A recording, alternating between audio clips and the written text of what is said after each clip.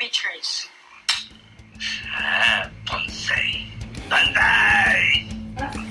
Bonsai. Bonsai. Close enough. The Black Pondo Podcast. Absolutely honored to have you on. I think I found you initially through two different ways. So the first was I saw Mike Shelley sent me a picture of a wall that you guys designed for him and built. And Oh, I was yes. just absolutely blown away by that. I thought it was a picture from Japan.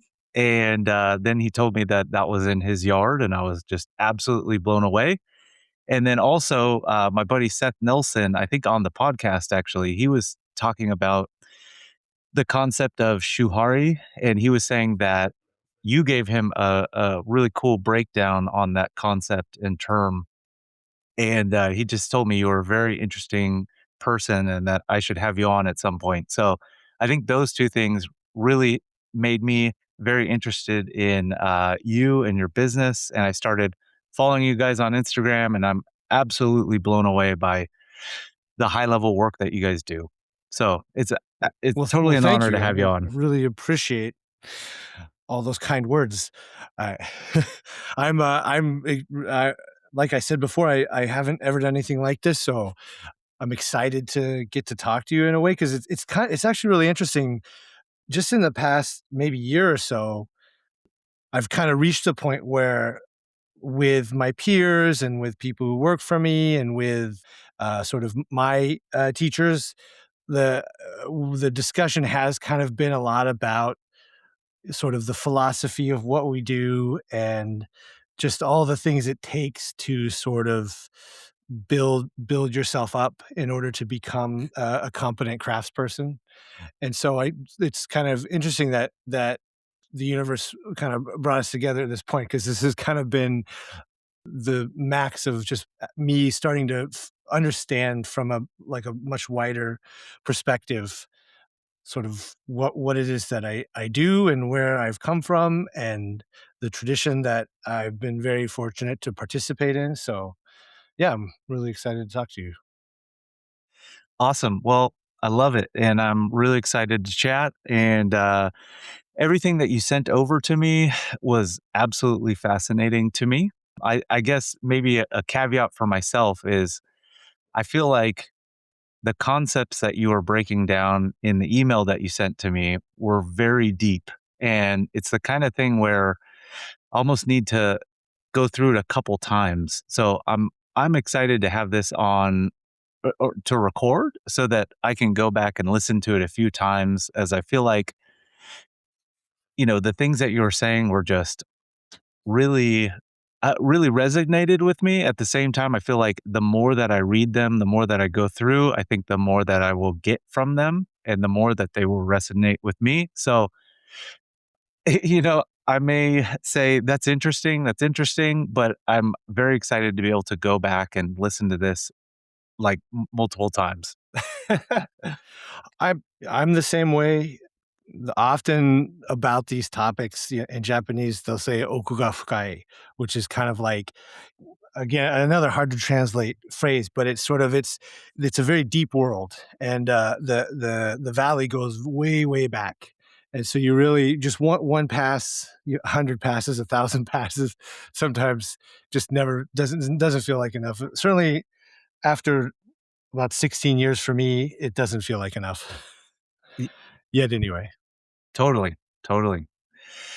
Awesome. Well, maybe could we start with having you give us just a broad overview on your business and kind of your back. Why don't we start with your business? Sure. My company, such as it is called Dalton Landscape, and I took the name because my father contractor, and he did landscape, but he is kind of his company in a sense. And when I came back from working in Japan, I spent some time thinking about what to do as far as making a company and having a name. And while there's all these fun and cool Japanese words that kind of come to mind to use that you might do. I just thought, well, I'm kind of here because of, all the people that came before me. So why sort of leave behind something that's what is the original part of my foundation? So I just went and asked my father if I could take over, and he was totally willing. He's very supportive in that sense, and so we've been building. We try to build gardens that are sort of appropriate to California climates, environments, architecture, and available materials, but use Japanese techniques, actual Japanese techniques, as much as possible. And even when it comes to how the materials approached. And a lot of the times that means we have to grow our own material, grow our own trees, and source and prepare our own material. So we do a lot of sort of custom gardens. And then in addition to that, what we do is, how shall I say? When I was in high school, my mom showed me a newspaper clipping about bonsai and Japanese gardens in San Diego. And through that article I read, I learned about a man named Fred Miyahara. And I was able to meet him and try to see if I could work with him. And he was gracious enough to let me come and help him with various basic tasks at his bonsai garden. And he also does a lot of pruning of yard trees, specifically Japanese black pine. And so after a time, I came to help him do that pruning. And sort of his way of doing things, his approach, I think, was very influenced by his father, who was born in the United States but grew up in Japan. So they mostly only spoke Japanese at home. So Fred is definitely a very traditional minded person, and that was a huge influence on me and my thinking. So a lot of speaking to what we do now as a company is Fred retired a few years ago, so a lot of places that he took care of and pruned, now me and my guys prune and try to continue his legacy, caring for old specimen Japanese black pines. That's great.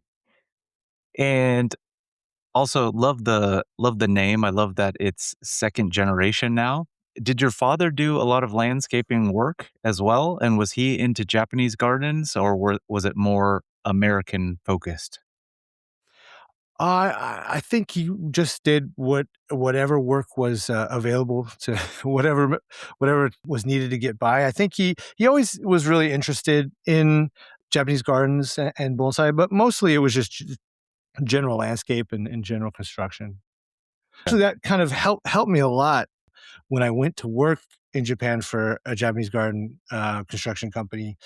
Is just having a sort of a sense of what sort of the construction workers sort of mentality is, and just being comfortable at job sites and being comfortable with hard labor, and that just being kind of like not a surprise. I would say I'm very grateful for, and I'm also actually really grateful to Fred in that sense, because he instilled a lot of sort of Japanese cultural ideas and concepts in me when I was a teenager and going into college. And he encouraged me to learn Japanese, not just to learn to speak Japanese, but to learn to read and write, and to, not as a rejection of like my own country or culture, but to adopt the perspectives of people who were doing the kind of work and craft that I wanted to do. Because it's now it just seems obvious to me that if you want to do really high level work that the other people are doing that is very impressive, it's probably a good idea to try to see it from the world, from what their perspective is, and sort of add that and hybridize that with your own. Absolutely, absolutely. I hear a lot about Fred in the bonsai community, but I don't know if I've interacted with him too much personally, but that's fantastic that he was a mentor to you and helped you get started with everything. Yeah, yes, I definitely in so many ways, even in sort of personal ways and just sort of attitudes about life. I especially as like add years to my life, I start to see like, oh wait, that was actually what Fred was saying to me was a lot deeper and a lot more meaningful than when I first heard it from him, even though I thought I was listening carefully. So, yeah, I would say that that's most of the reason I'm here is thanks to Fred. Awesome, awesome. So, did you grow up in California? Yes, I was born in San Diego, born and raised. Very nice. Okay, I was born in Santa Barbara, not too far away, but a bit north of Santa Barbara, or excuse me, San Diego. San Diego is such a beautiful area. I absolutely love it there. Yeah, traveling in the last sort of decade to traveling for work, part a good part of the year.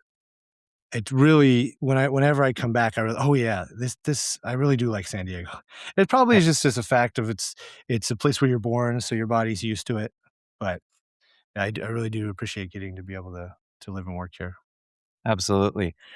Great weather, great Mexican food by the beach. It's an awesome place. Yeah, oh yeah. So, I mean, I won't say anything about the food. I don't want to start any fights. So I've learned oh, my lesson. cool. Well, so how did you get into, and actually, are you into bonsai? Does that play a big role in your life or not so much? Well, again, through being mentored since my teen years by Fred, just just that's kind of was the start. Was the majority of the work that he did was bonsai, and it that I didn't necessarily do a lot of it like myself, like have my own collection. I was just trying to go to school and get by, but through Fred has a lot of connections with Japan, and Japanese artists would come and do workshops at his house, and so just yeah, I got to sort of come up in that world. I wouldn't say that I did help and do things tax like that, but more of that experience for me was just seeing what Japanese crafts people were like and realizing how cool just their whole vibe was and how serious they were about their work, and that was definitely a very formative experience. Absolutely. So, and I want to be super respectful, and I know you sent me some discussion regarding your apprenticeship, and so I want to make sure that I am very respectful. I can edit this part out too, but uh, I would love to ask you about your apprenticeship and what that looked like. I guess I was curious, like what initially led you to Japan, and what time frame was that around? What initially led me to Japan was mainly just being really interested in bonsai in Japanese gardens, wanting to learn more about craft and the culture, and kind of again Fred pushing me to learn Japanese, which sort of led me to go to UCSD, University of California, San Diego, and from there, I transferred to a university in Japan, ostensibly just to study Japanese at a higher level and try to take classes at university level in Japanese. And that was around 2005, 2006. And I while I was in Japan, another in Japanese you call him senpai, like a sort of an elder, a practitioner or somebody I really look up to who's doing Japanese gardens in the United States and has been doing it for a long time, named John Powell, um, had a few years prior been the first non-Japanese to do an internship at the Adachi Museum of Art, which has a very famous garden that surrounds it. And sort of through John Powell, I was able to arrange an internship while I was going to university in Japan. So during the spring and summer break, I was able to go 2 times, and it was for about a month each, and sort of intern there, work on the crew with the gardeners, and sort of experience what it was like. And at that point, near the end, I was like really excited to stay in Japan, or I kind of had to come back to finish college. But at some point, I wanted to go back and do that kind of work more long term. And what I was told by the gardeners at Adachi was, if you come here, you're just gonna learn only sort of what we do here in a finished garden. It won't you won't There'll be some construction work, but you won't really get an idea of what it's like to build a garden from scratch, because this place is complete. And I mean, it's a stunning garden for anyone who knows about it. It's quite immaculate. So they recommended that I do what we call apprenticeship, but it's kind of interesting. Like it's they don't use the word apprenticeship in Japan. They call it shugyo, and it's sort of refers to sort of what we would think of as like a traditional company's apprenticeship, where you go and you live there, and you live in the same room or house as the other workers, other apprentices. And they just recommended that would be the best path. And so when I came back to the States, I told Fred that, and Fred, having a really huge network, was able to contact a few people and find a company that was open to, at that time around 2007. Obviously, there wasn't any reason to bring in someone from abroad into a traditional Japanese company. It was the work you do. You're going to private residences a lot. You're interacting with a lot of people. It's kind of like they can't hide you in the back room, sort of a thing. So the expectations were really high. They were like, we're gonna need to see that you have basic fluency, reading and writing. You know how to sort of understand the culture and behave. And through the power of Fred's networking connections, I was able to get a meeting with the head of the company, a man named Suzuki Naoe. And for some reason, he was open to having me come, and they started work on the visa for me. And about 6 months later, I was in Japan. Wow, that's great. How much time have you spent in Japan in total?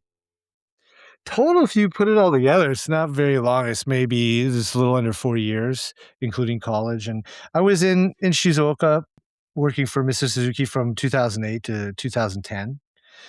And that during that time, it was the obviously the 2008 financial crisis happened. Yes.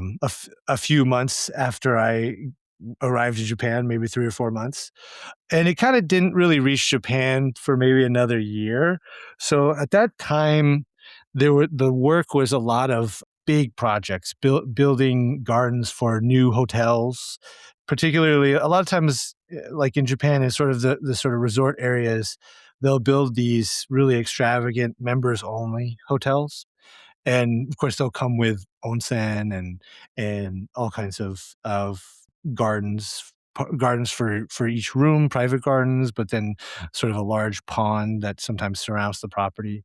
So that was the kind of work going on when I first started the first year, and actually continued throughout. But it's after around about 2009, things started to drop off in Japan too. And one of the things that it was kind of where, when you think something is like, oh no, this is not good, it's not working out, it's just sort of, just wait a little bit, because it's probably going to change. And the result of things sort of slowing down was that apprentices had to get sent out to other, sort of the way sort of traditional Japanese companies work. Once you work as an apprentice and you leave the company, it's sort of almost like you're a graduate student, and then you go either back to your family company or people start their own company.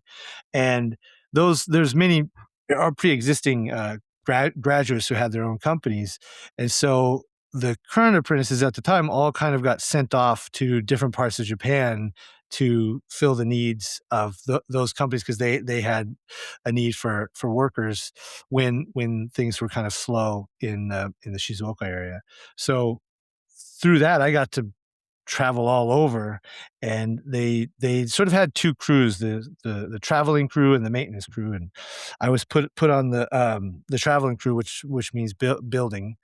And we would all live together, about 5 guys, in a one LDK Japanese apartment, which if you've ever seen a one room Japanese apartment, it's barely, you could barely even call it a one room. It's almost like a hallway where everything's connected. Wait, did you And say so, 5 guys in one of those? oh yeah, 5, yeah. I mean, sometimes it'd be more if there was like there's a lot of work at a certain stage of the construction. More people would come, or if people were delivering trees far away, those people would stay the night before they went back. And so we'd all, obviously Japanese, you'd sleep on the floor in futon, and we just kind of line up next to each other about like maybe 8 inches away from, like, the futons would Jeez. touch. So Yeah. we'd all have touching futon all the way. And then Japan's a very vertically oriented hierarchy culture, especially in the traditional crafts. So Yes. obviously the higher people, they get to sleep farther to the back of the apartment where the air conditioning and the heater is. And then as you go down the totem pole, you're closer and closer to the door. And generally in the door, where the door is also where the kitchen is. So a lot of times me and the fellow apprentices who are close to my age, we would be sleeping on the floor of the kitchen. Oh, Um, jeez. and so, but it's like, it's not even, it's weird because you talk about these kind of things, and it kind of gets into the realm of like telling some kind of like hardship story, but like I loved every minute of it. It was the best. I like, because all I wanted, really, just spending time working with Fred at his bonsai garden, working with artists from Japan, and sort of seeing that life, and sort of slowly but surely being able to participate more and more in Japanese language conversations, and sort of realize how much fun that is. When we're all living together, yeah, it's very strict, and you got to be at work all the time. There's no off. It's always on. But it was a lot. It was very enjoyable. So it's kind of fun to reminisce about, like, when the Mr. Suzuki, the Oyakata, was there, because he wouldn't always be with the traveling construction crew. He would just be there at critical points when we were building important visual elements and things like that, because he would have to go to other projects. Um, is just kind of waking up in the morning, like at 4:30 in the morning, to him, like, sort of stepping over me and my other fellow futon mate that was next to me, because he would always go out for a walk and a smoke first thing in the morning, and Yeah. that was kind of like the alarm clock. And now, thinking about it now, it's like incredibly nostalgic. Well, it's great that you have that mentality. It sounds pretty challenging to me, sleeping on the ground, just definitely as someone that It's grew still up a in futon. It's California. still Oh, that's good. That's good. you still get a blanket and a futon pillow, and I mean, you gotta. The other thing is like, it's just not like, you're not really, the whole point of, like, the way the tradition, because it's sort of all the trades, really, like carpenters, plasterers, masons, landscape sort of garden builders.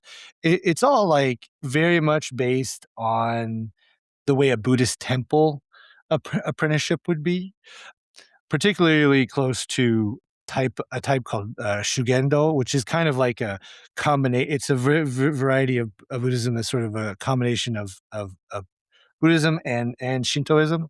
But like, in their world, it's like they want you to sort of get away from thinking about yourself as fast as possible.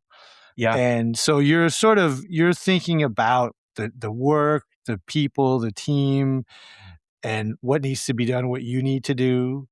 There's really no time for like any sort of focus on the self. And so you don't really it kind of takes you away from being concerned of like you sort of your own, if it's like there's discomfort or suffering or pain. I mean, it's definitely, you feel it, but it's kind of, some people might call it sort of cultish, sort of brainwashing, but I didn't feel that way at all. I just think you just kind of leave sort of a lot of your own concerns and weaknesses behind in order to be able to be fully present in the work. Yeah, I can see how that would be beneficial to make you focus on the craft. And I think it could absolutely accelerate the learning curve. So, very cool, interesting experience. Well, yeah, and they say, to add to that, like the sort of, you could go and do any job, or you could go to school, you could go to university. And there's a difference between if you just go and kind of show up to class, do what you need to do, and come back home, versus if you go, you take on extra assignments, you write extra essays, you talk to professors, you put everything sort of you have into it. And so it's kind of like that's a very key feature is they encourage you immediately to sort of put your whole self into it. So sincerity is a very prized attribute. Absolutely.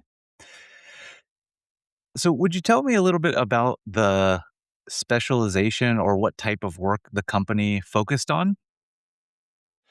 Really just, kind of, what all Japanese garden construction companies of the time, of the era did. It's sort of, within Japanese gardens, there's a lot of specialties that sort of you're also expected to learn and to acquire those skill sets. So in order to properly build a Japanese garden, you need to know, in addition to plants and pruning and things like that, you need to know carpentry, particularly tea house carpentry, how it works, what the features are, how the garden connects to the building.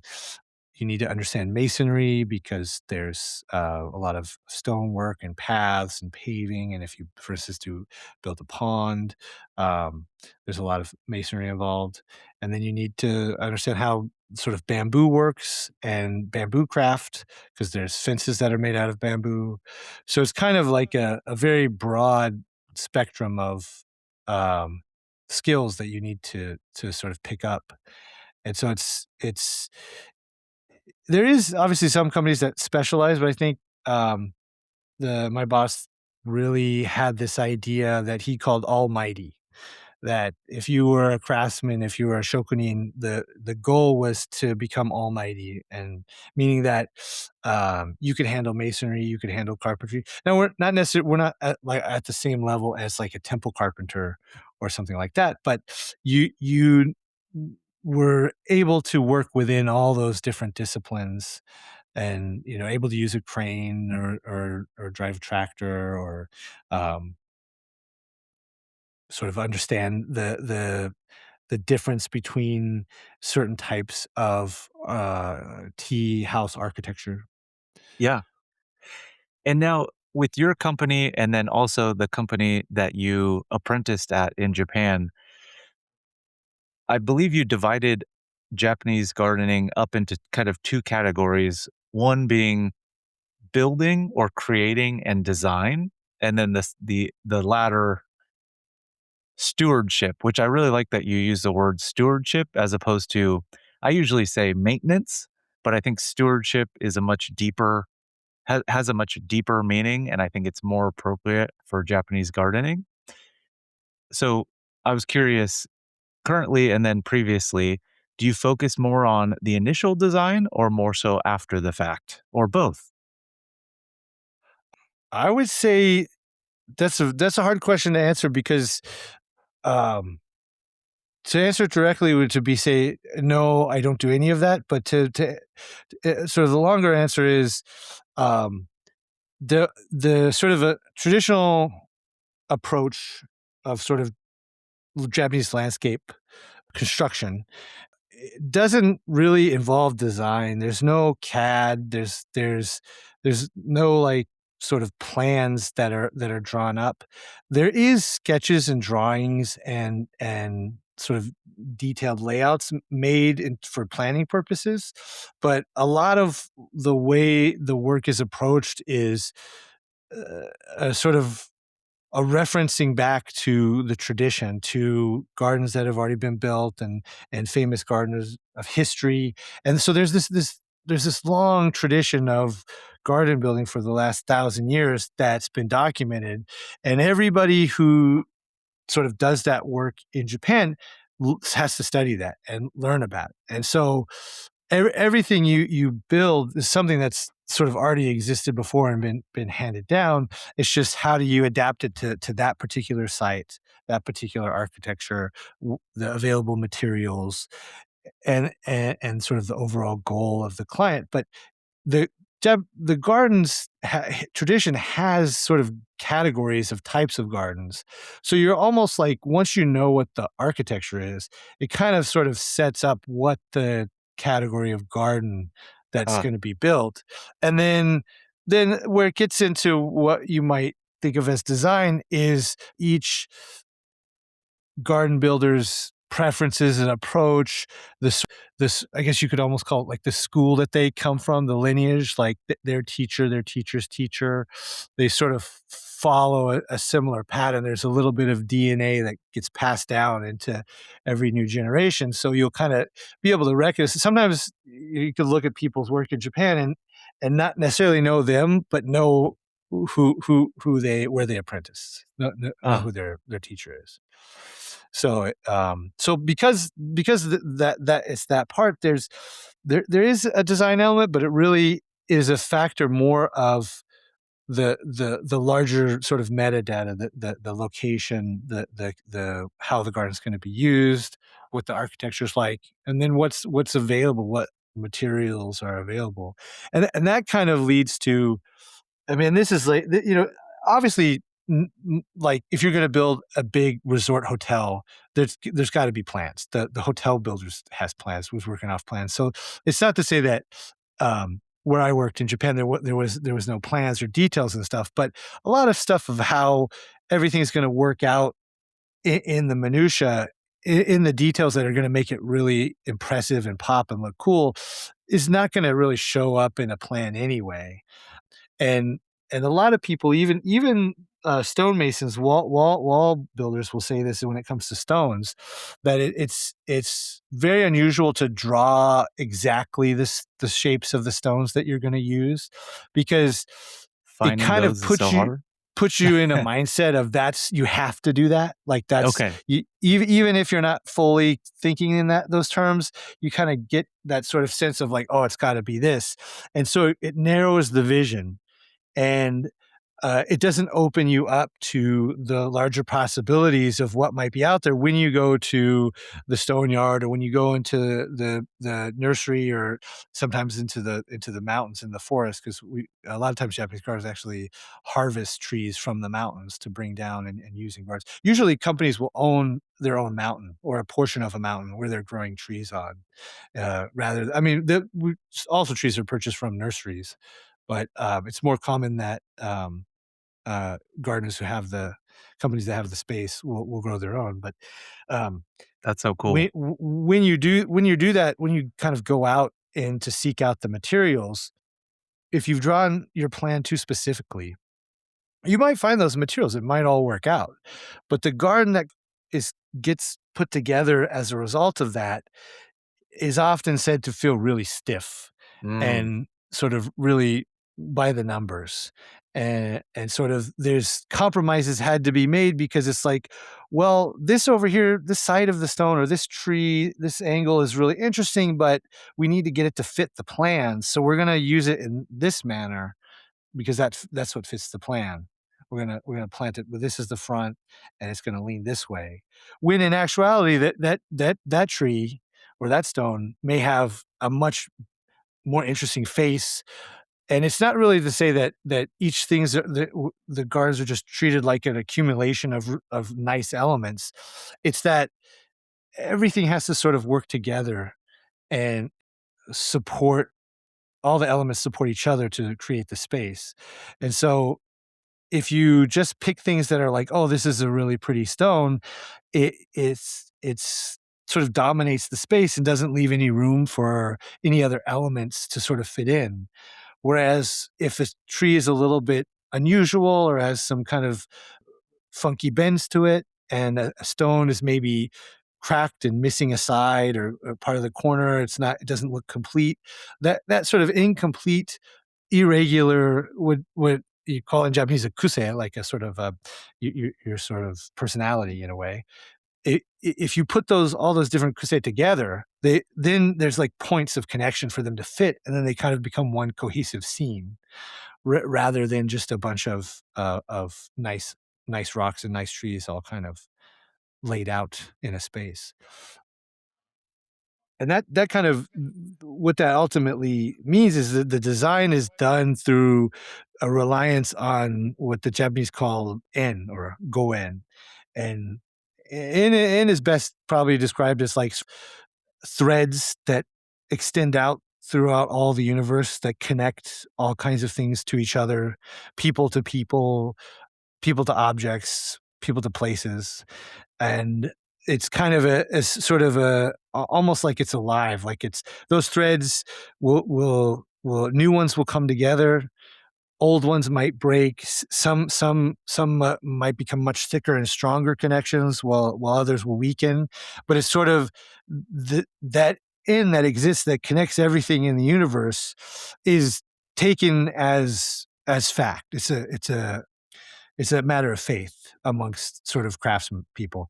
And so when you go out and you look for instance, a stone for like maybe a stone composition or a waterfall, the you know what size you need, you kind of know what the context of the space you're going to be building, you know how many you generally need based on the way it's sort of assembled according to the traditions, according to pre-existing gardens that would like look really nice and were successful. So you have general ideas, but there's no specificity, so that when you do encounter something, and that's kind of really what in is sort of an encounter. When you have that encounter, you can be like, oh, well, I have no pre-drawn conclusions, so this is really interesting, and that might pair really well with a tree that I just saw maybe about 30 meters back when I was walking up. And then sort of the details of design begin to really take shape at that point when you sort of have those fortuitous encounters. This is very interesting to me, and that all makes a lot of sense. And I see why, if you don't go out with such specific plans, it could be very advantageous. On the same side of that, I feel like a lot of Americans are probably so plan heavy, and they just are used to the way that in the States, like we have everything planned out. I'm curious what it's like working for your company currently and working with clients. I almost feel like you need to give them a talk ahead of time and then talk about plans. Is that typically how it works for you? Yeah, yes, I suppose it does. A lot of times, the people that reach out that want a garden, they already know sort of what they're either born in Japan or spend a lot of time there. They know what the gardens are like there and what they're supposed to be. So, and then they're also generally, especially if they're born in Japan, they're sort of aware of the cultural concepts and the approach in a lot of ways. And you can also just speak to them in Japanese, and then it's kind of a one for one. So more of the question I get is like, can you really, like you said that you could do this or you want to build these things, can you actually build those things? Like kind of as like almost like a sense of excitement from the client that's like, oh, well, we just thought living in America, we should just give up, and we're not going to be able to have that kind of a fence or Mm. of a waterfall or whatever it might be. And it's like, oh no, like we can, that's what we want to build. Like that one that you like in Japan, that's we'd like to approach that. Now you can never obviously build an exact copy because, like I said, the sort of nature's sort of our partner in all of this. So it's what's providing the material, and there's going to be irregularity and difference in it. So it's not that we're looking for the same exact stone, but there is sort of, because of the tradition kind of gives you an idea of what the ideal shapes for different types of stones are. And even within stones, they actually, because this tradition of construction is so long, they have categories and names for each various stone and its function in the garden. If it's a stone bridge, there'll be accompanying stones that sort of are spelled out already and exist in the tradition that you can reference back to. And there's an understanding of like sort of what's the best way to use those stones together with a stone bridge. And the same goes for waterfalls, for tea gardens, for lanterns. So a lot of times it's just actually convincing them that yes, we want to build exactly the thing that you want to have, and we're not going to compromise on it. And when that's not the case, there is sort of some educational aspect to it of but it's not that we're so wildly different from the way any other landscape company would work. I mean, there's a budget is established. There are general plans. We obviously have to plan for square footage and what's going to go in what area.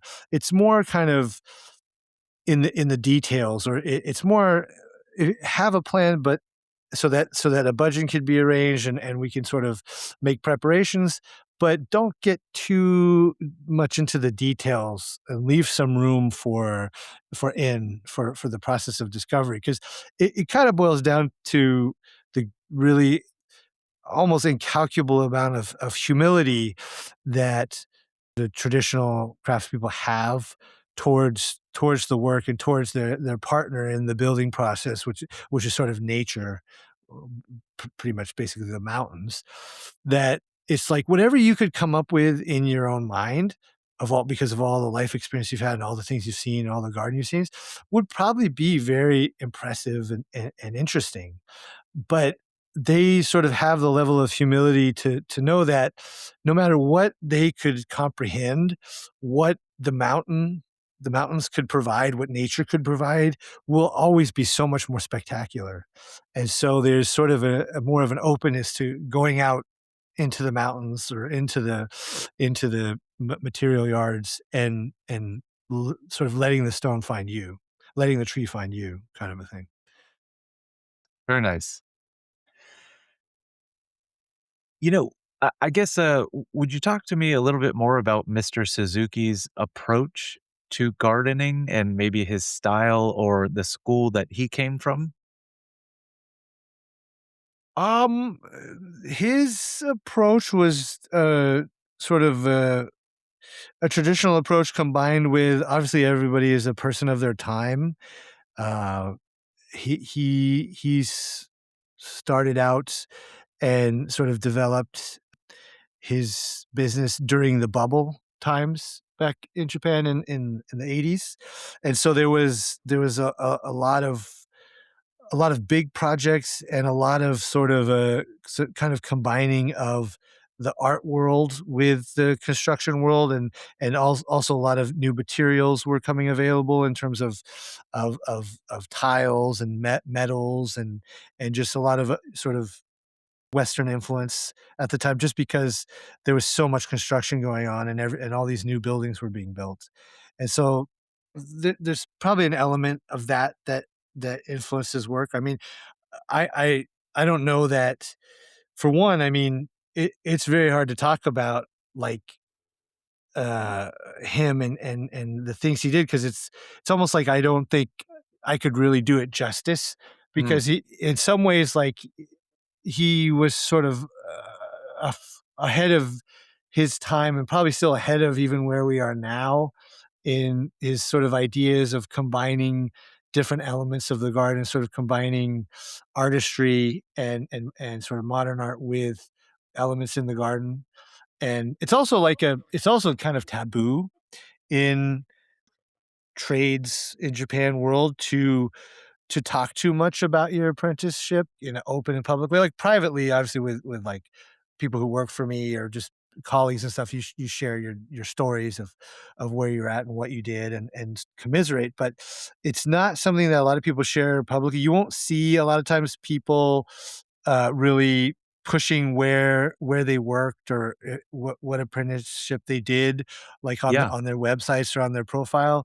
It's just really not done because you're just there for a set amount of time, and whatever you do, you might start to develop skills and be given high level assignments to do stuff, but it's still within the environment of your teacher and his business and all the things that they've done to set that up.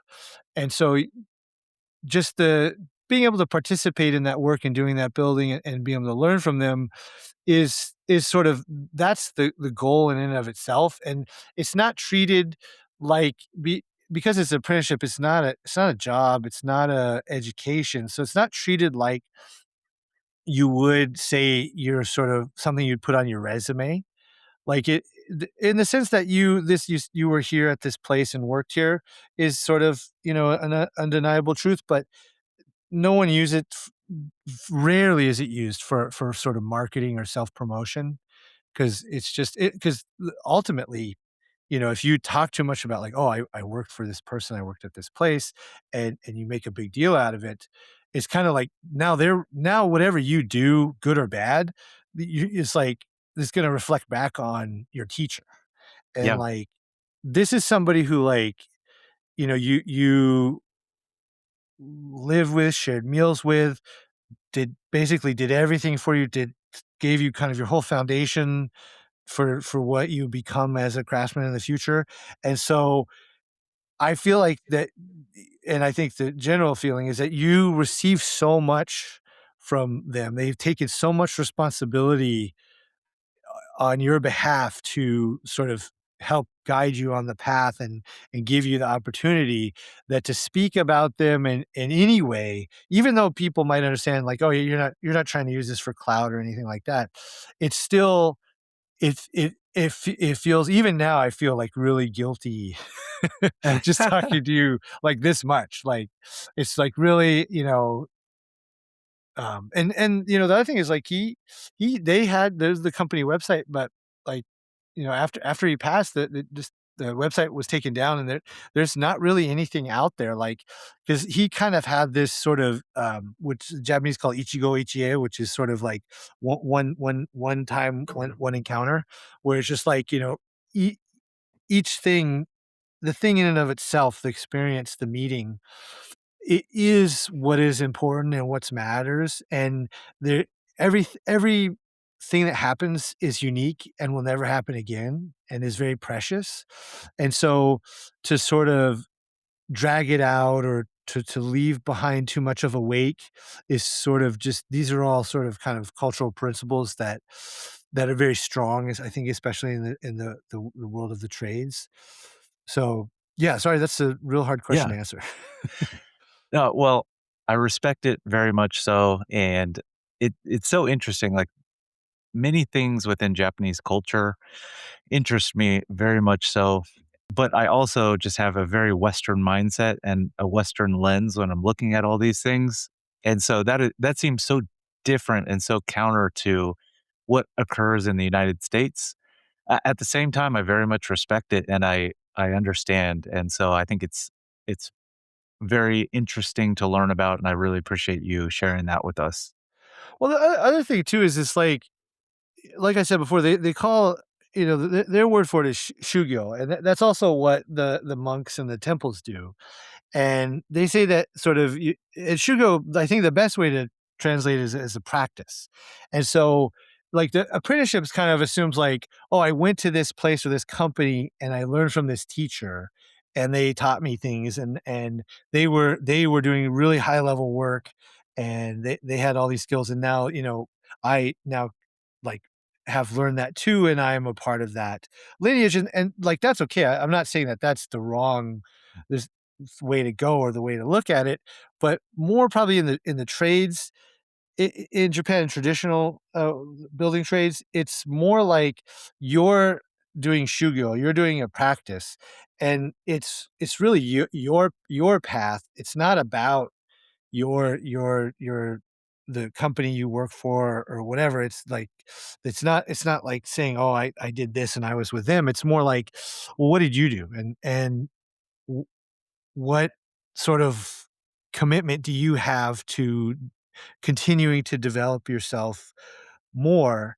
And so in that sense of practice, it's really not like, oh, I just went to this place and it was like 24/7, no time off, and everything was really hard. It's like that the external things or the things that you do there, that's everyone just sees that as normal. That's like what we're here to build very high level gardens, and we're here to work really, really hard. Like nothing is special about that. Like it's supposed to be extreme and intense, and there's no like no credit should be no glory should be reflected from that fact. That's the baseline. What's really supposed to happen is sort of a battle with yourself and with trying to develop and polish up, brush up, who you are, how you think, how you interact with people, your perception, and sort of your level of consideration and care towards your work and towards others. And so it's not it is yeah, it is definitely different. It's kind of the language that we have to talk about in English is like frustrating sometimes for me because I feel like I'm implying things that aren't true when I'm talking about it. So it is kind of strange. One thing I will say that like the one thing they tell you like right away is like to the new sort of apprentices, the new hires, is that you guys are like a bunch of newly harvested potatoes. And I don't know what they do with, like, potatoes. I haven't seen a potato farm in America, but, like, traditional, like, when they harvest potatoes, they have a lot of dirt on them, right? So, like, you put them all in one big barrel of water together and then stir them all up and sort of all the potatoes bumping against each other and being tossed around in the tub of water, that friction washes off the dirt. And Mm, so, like, it's not like you're enemies with fellow apprenticeships. There's a brotherhood, there's a fellowship, but like you're supposed to sort of have bounce off each other and have friction and have difficulty and sort of navigate that vertically oriented hierarchy and sort of understand what it means to be considerate of others.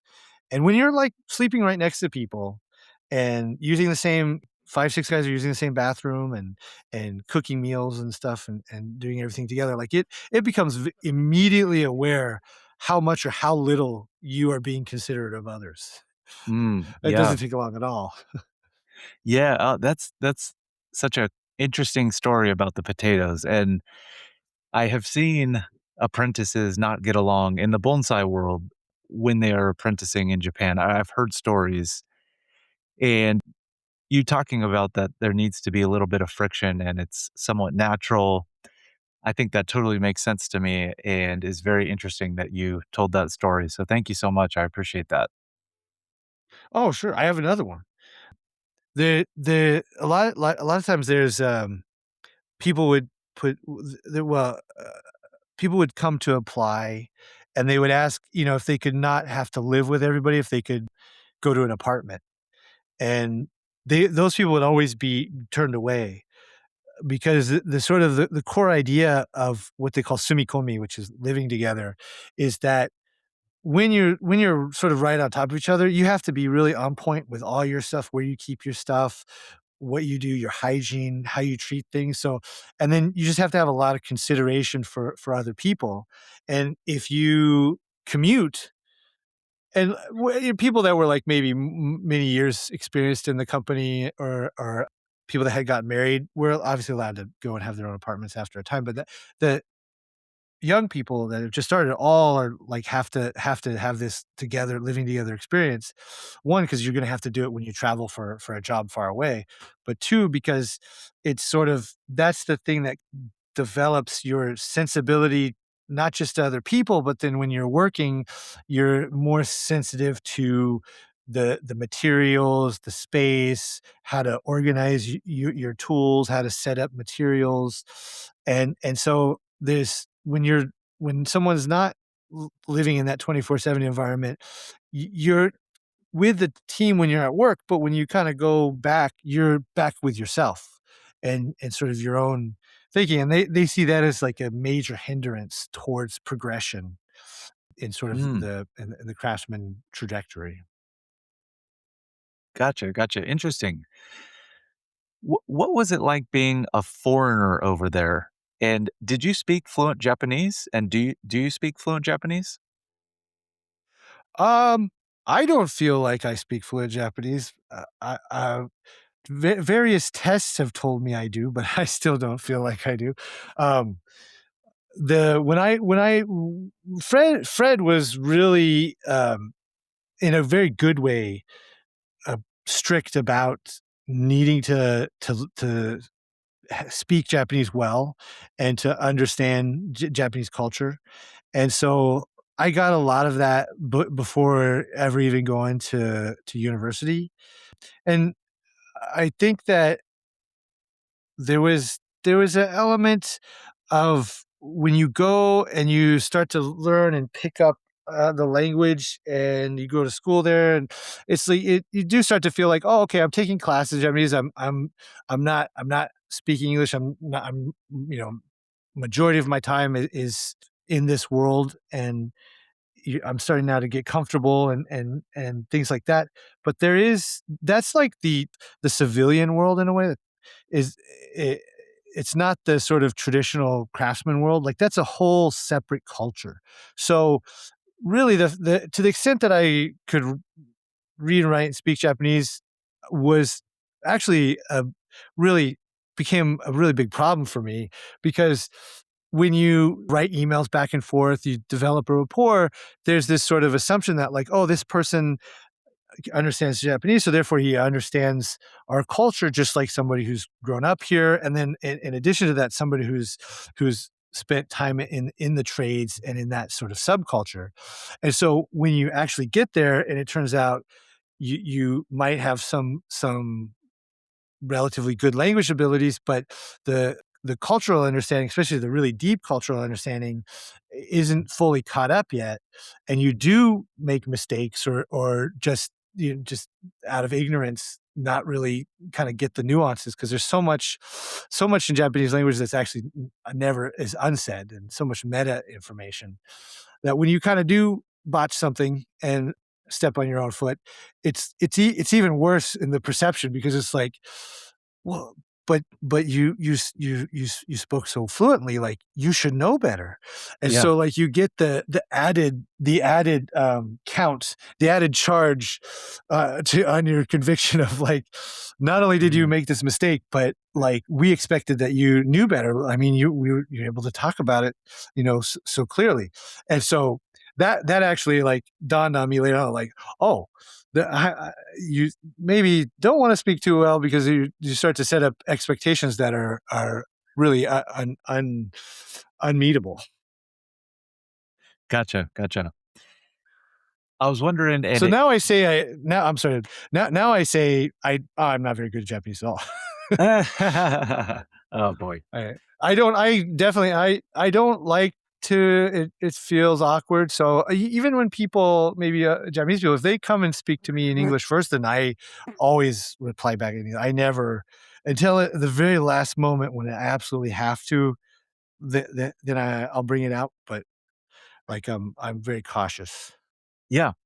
So you studied it in university. Yes. Very But I would nice. say more than more than university, like the obviously being living 24/7 with a Oh, bunch of guys your own age yeah. is really like where you really actually can because there's just so much stuff that it would never show up in a textbook and would never. And then also because it's sort of all these people are coming to apprentice there, they're all coming from all over Japan, so they're speaking all these different dialects. So there's just so much nuance that you pick up, and Yeah, so I think university is good for developing a foundation, or any kind of school. Obviously, the foundation is the most critical, but it's kind of out there in the ocean, in the rough waves, getting tossed about is the really where it, I think, takes form. Sort of their abilities come into bloom, so to speak. totally. Makes sense. Would you tell me more about your current company and what kind of work that you do? Would you elaborate more there? Currently, we, as I said before, divide our time between taking care of existing gardens, doing the aesthetic pruning of mainly pines and maples and some other conifers, and the rest of our year is building gardens, either here in San Diego or traveling to the client's residence to build. One project that we've been working on for a real long time is in just south of Dallas, Texas. It's a really large property that has had a bass pond on it, and the owner wanted to convert the bass pond into a more of a pond you might find in a Japanese garden. And the closest equivalent would be the pond at Nijo Castle in Kyoto. And so it's sort of a pond, stone edge, and waterfall setup inspired by that castle garden. And in addition to that, there's other gardens on the estate. There's tea gardens, a few of those we've built, and all of that actually came together in 2012 when, again, the person who helped me get an internship at Adachi Museum of Art, John Powell, who's a Japanese garden builder in Texas, but he also travels all over to work. Pardon me one second. No worries. Where was I? Oh, yeah. So John Powell, who builds gardens in Texas and really all over the U.S., was doing a garden with a master tea garden builder from Kyushu, Japan, named Hiroaki Eto. And my friend John encouraged me to go and meet with Eto-san, because I just had happened to be back in Japan at the time.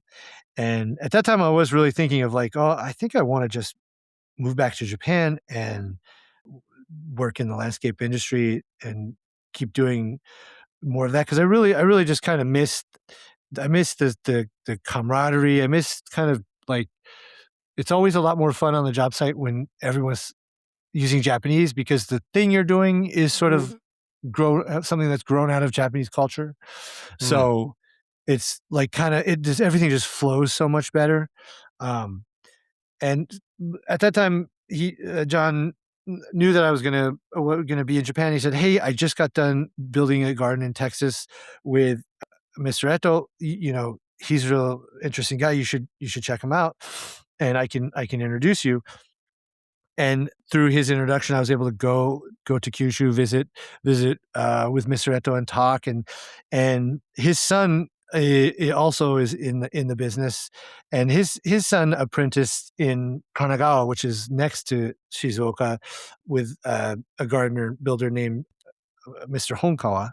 And so we were kind of similar in age, and although I'd never met before, word kind of travels fast when there's a foreigner working in landscape construction.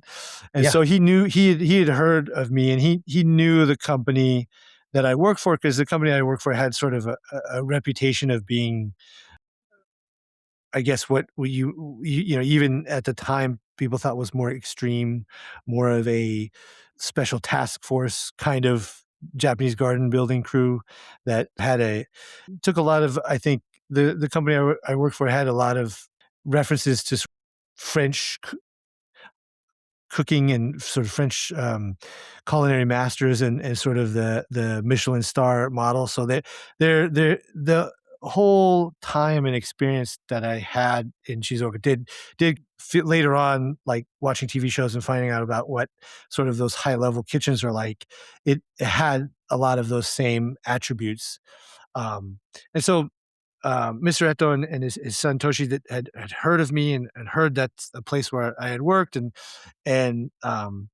they were going to do more projects at this uh, place that I mentioned in Texas that we've been going to for the last um, 12 years or so. And they said, "Would you come and help us? We could use somebody to handle sort of the how to bridge Japanese techniques with American equipment Mm. and tools and some interpreting and things like that." Um, and so um, I went and I was able to work with John Powell was also on that project and Mr.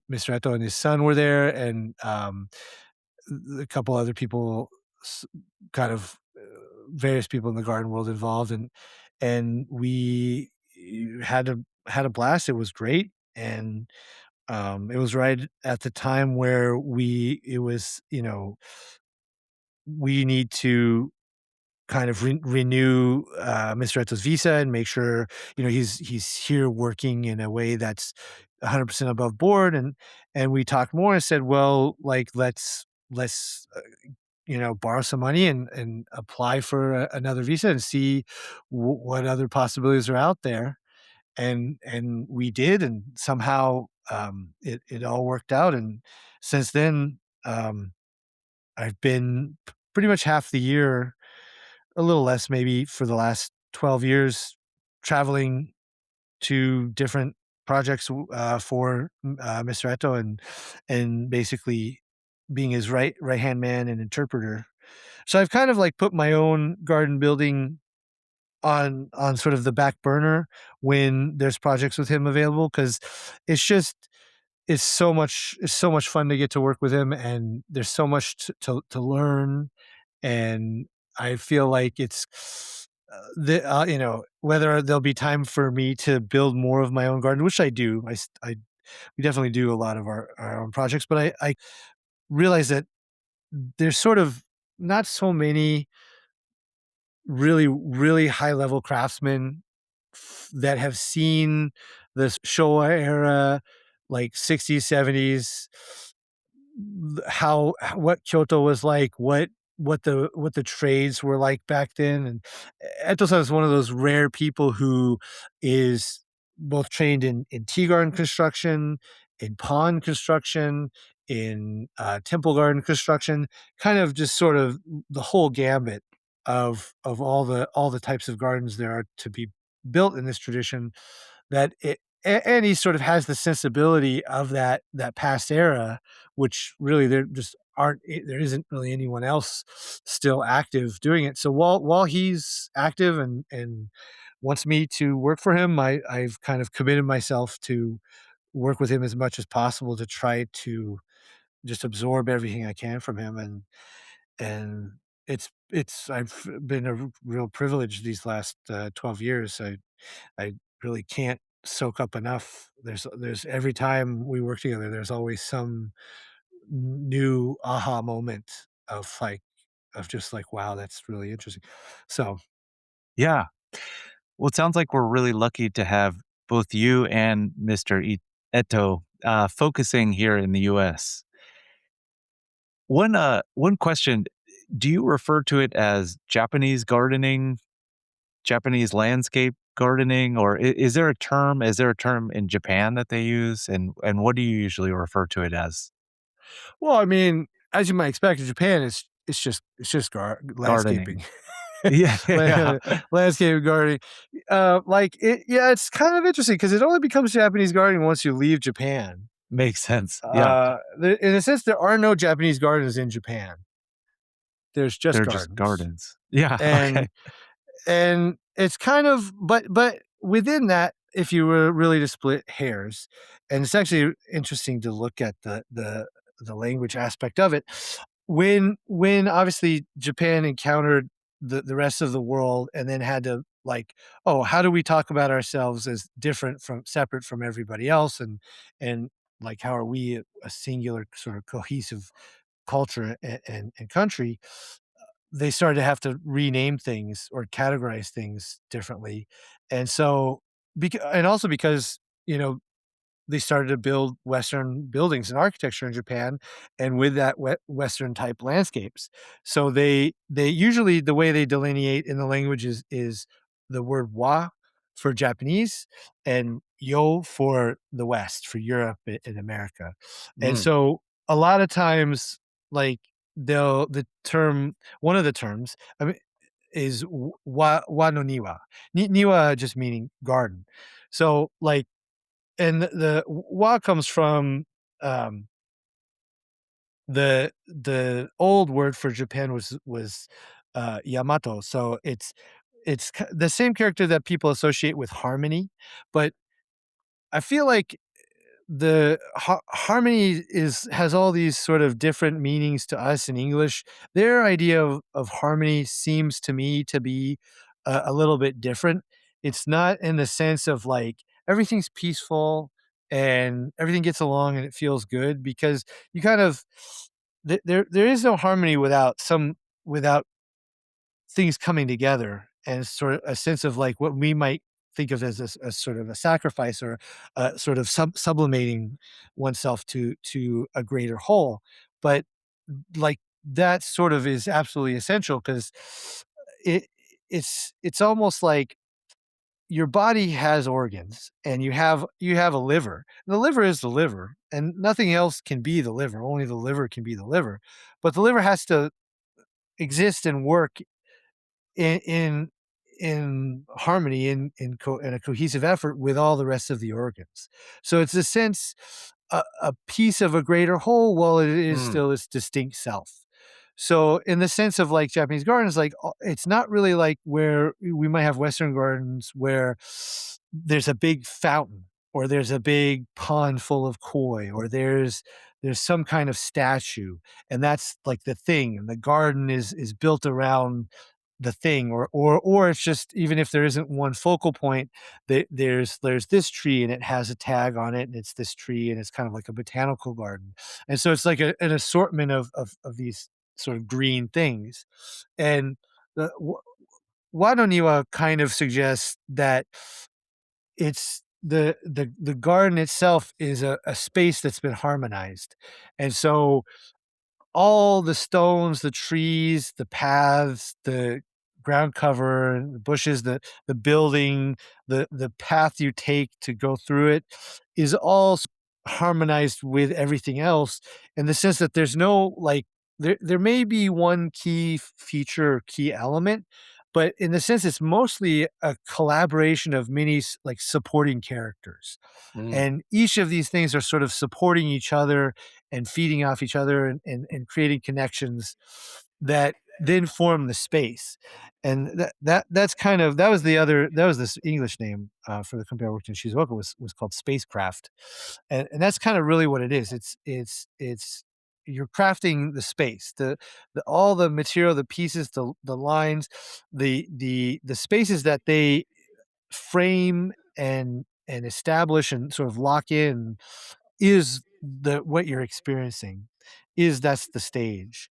And so it's it's kind of a not so different from how we would think it here, and especially those ideas I think are more common now, you know, in the English world. So I'm not saying anything that's a revelation, but I think the sort of the commitment that the garden builders in Japan have to having things harmonize with each other, and really understanding that sometimes like the main stone, you'll see like a stone arrangement and there'll be one big stone standing and maybe some others, but they're sort of stepping down in size as you sort of move out, is those types of stones.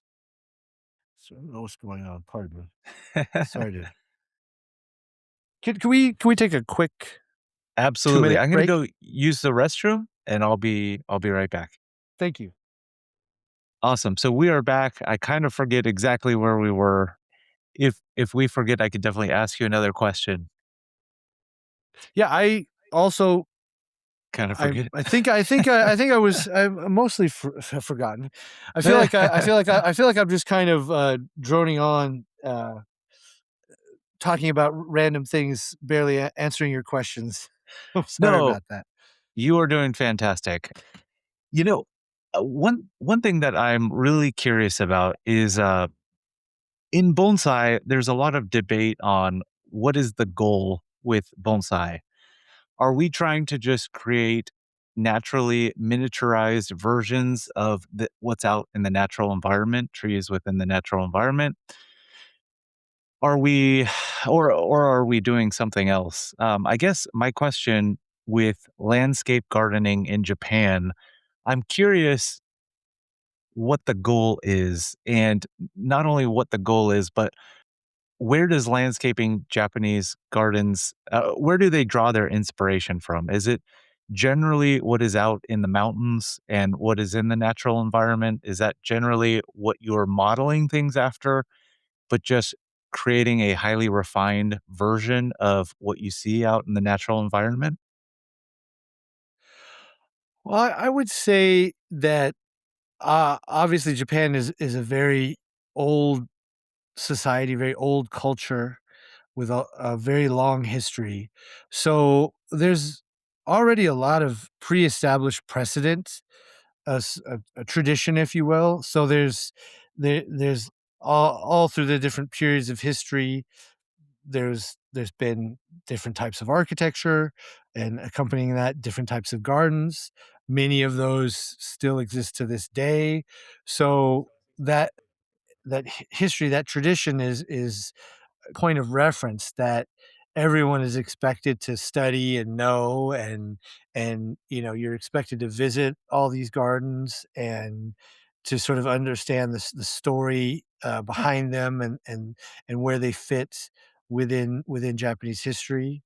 And so those reference points sort of form the basis for what is built. So there's no like um sense that we just are going to go out and copy nature just as it is.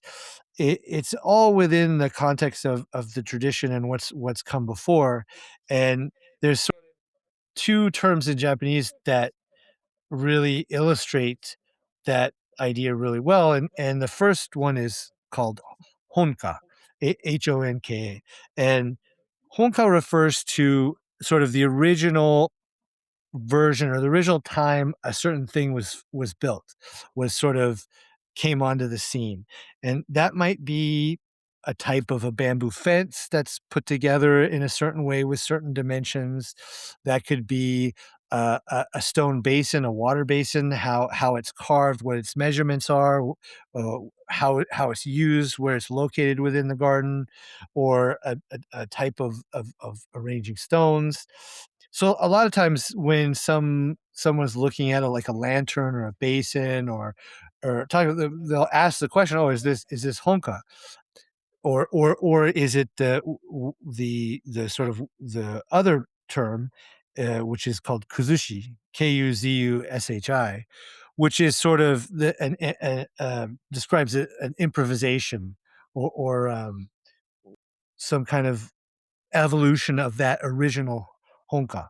And kuzushi literally means to sort of break down.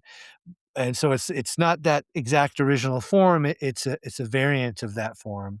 But even though that's like kuzushi is like you coming up with a new thing, a new spin on it, other people have already come up with their spin on the all the honka that have previously exist. So even that is something that's part of the tradition that you reference.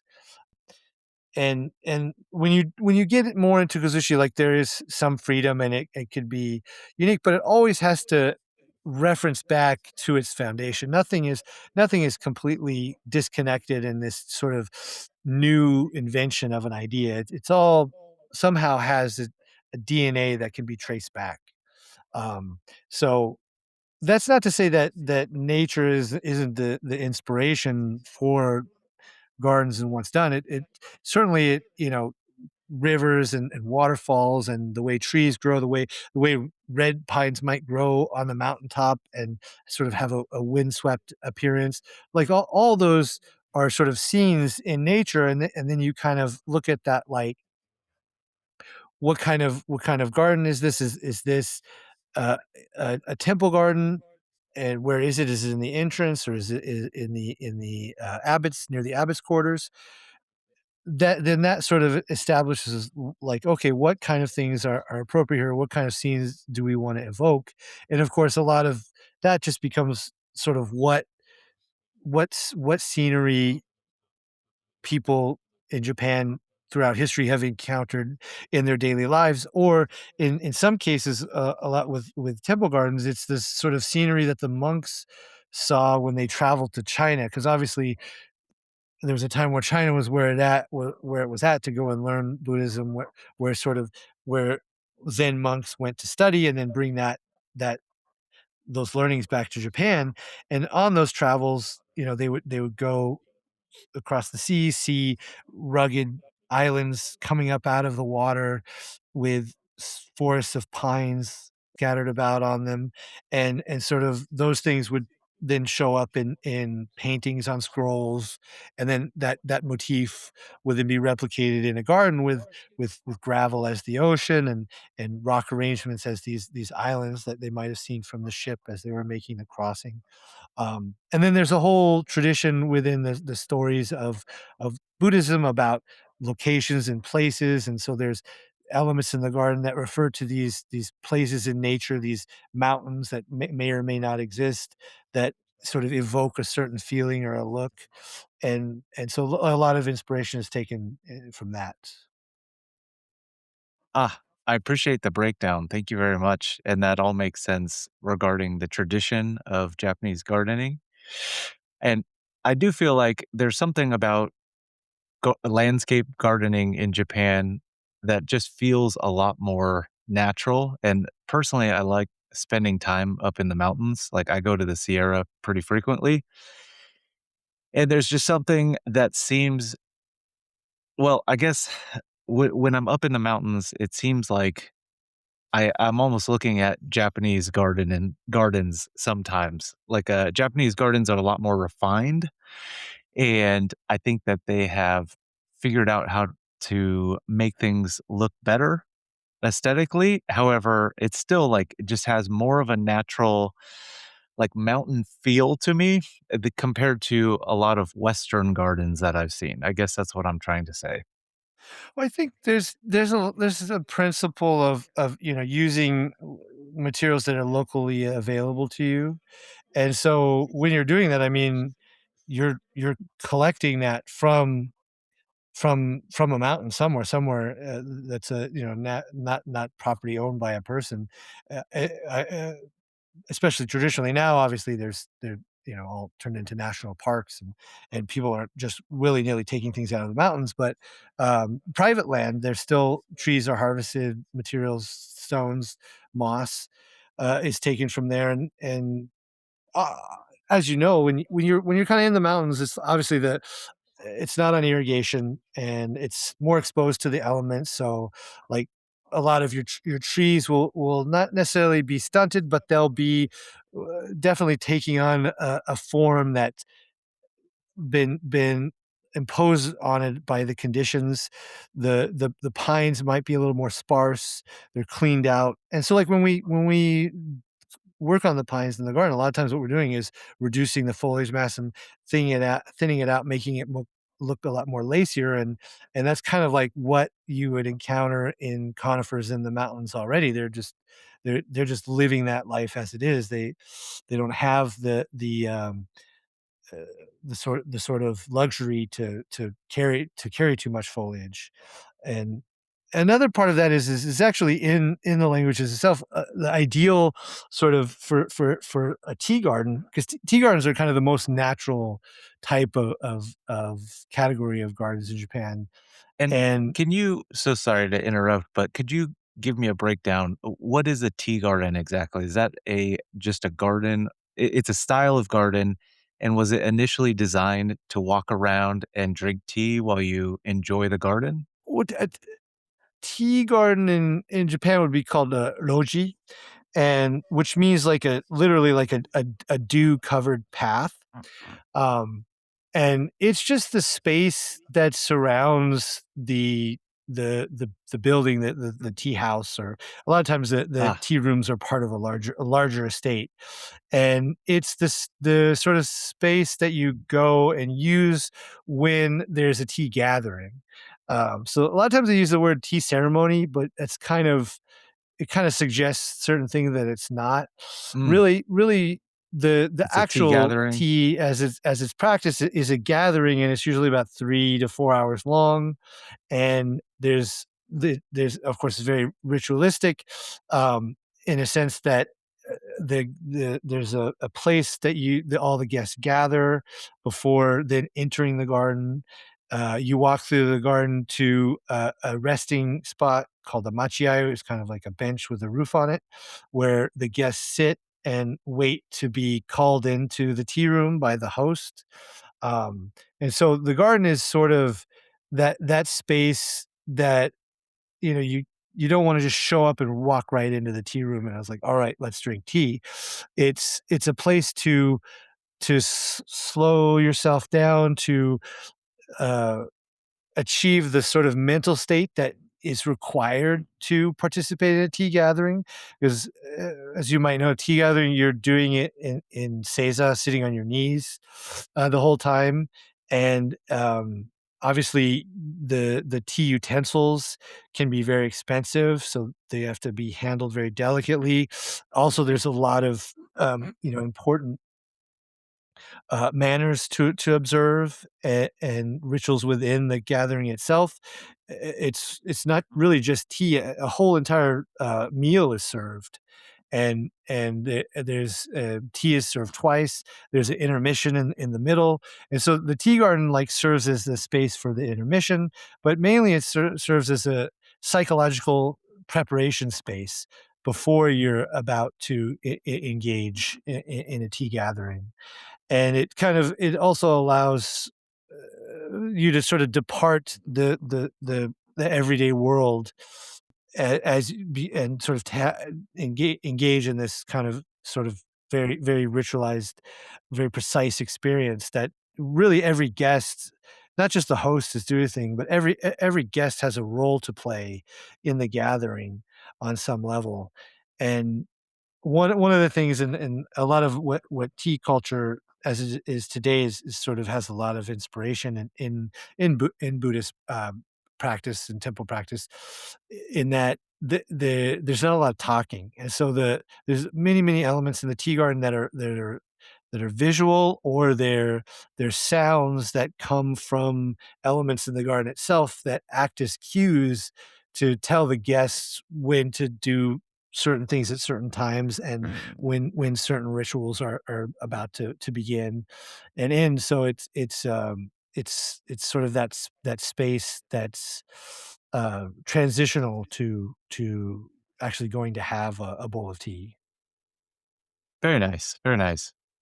So you wouldn't drink in the tea garden, you wouldn't do anything like that. It's just the only place you stop and stay is the machiai, and then you'll wait for the host to come. And a lot of times it's the host's assistant, because the host is usually pretty busy, and they'll put a bucket of fresh water in the basin, in the tsukubai, which is there for purifying oneself before entering the tea room.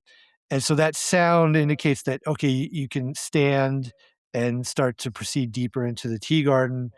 And sometimes it's common for the host to come out and greet the guests at what's called a middle gate. And because it's a very hierarchical system, there's a main guest, a first guest, and then second guest, and then sort of the final guest.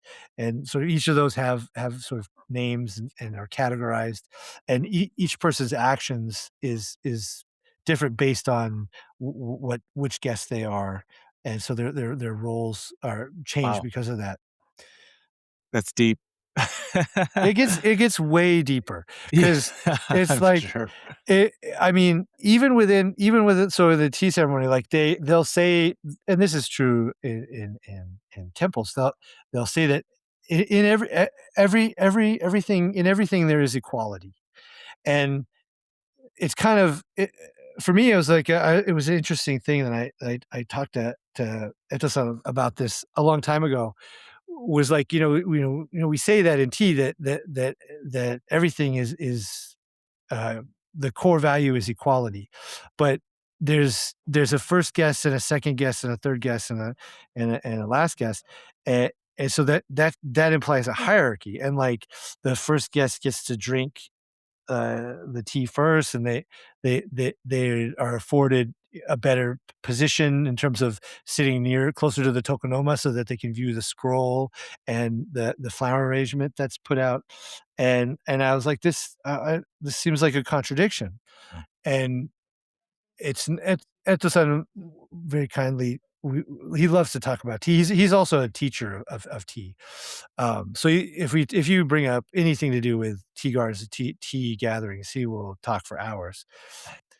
And it's the way he pointed out is that yes, there is equality, but everybody is different in that everybody's experience level is going to be slightly different. And the first guest, they might sit in a more privileged position and get to drink first, but they have a lot of work to do. There's a lot of things in terms of the conversations that you have. They're sort of preset conversations with the host and the guests in order to give cues for when something should be served, when the food should be served, the entire flow of the tea gathering. So usually the most experienced person, sometimes more experienced than the host, would be the main guest. And so obviously their role and their burden is heavier. So there is a sort of hierarchy that is naturally created based on that. But sort of the intrinsic value of every participant, and what Japanese call omoiyari, which is thoughtfulness or consideration, is that is equally shared amongst everybody. And also, like in ours, sort of maybe more, if looking at it from looking at the past from our current perspective and value system, like our idea of equality is a little bit different, in the sense that a lot of the wabi-cha, the tea as it's known now, was developed at a time where there was a very clear class system of the warrior class, the farmers, the agriculture, the artisans, and then the people doing sort of the salesmen, the people doing business. And and in that class system, I mean, the warriors, they pretty much, unless somebody was under some kind of protection, they could kind of kill any random person on the street, and life was very cheap.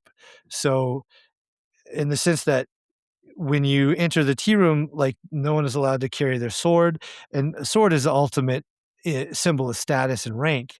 And so it's their sort of standard for equality is much different than probably ours is. We're probably a lot Mm, more sensitive than they might have been. But yeah. the sense of equality in terms of equal consideration to all human beings is constant throughout. So I guess getting back to tea gardens, to your question about how how it sort of incorporates nature.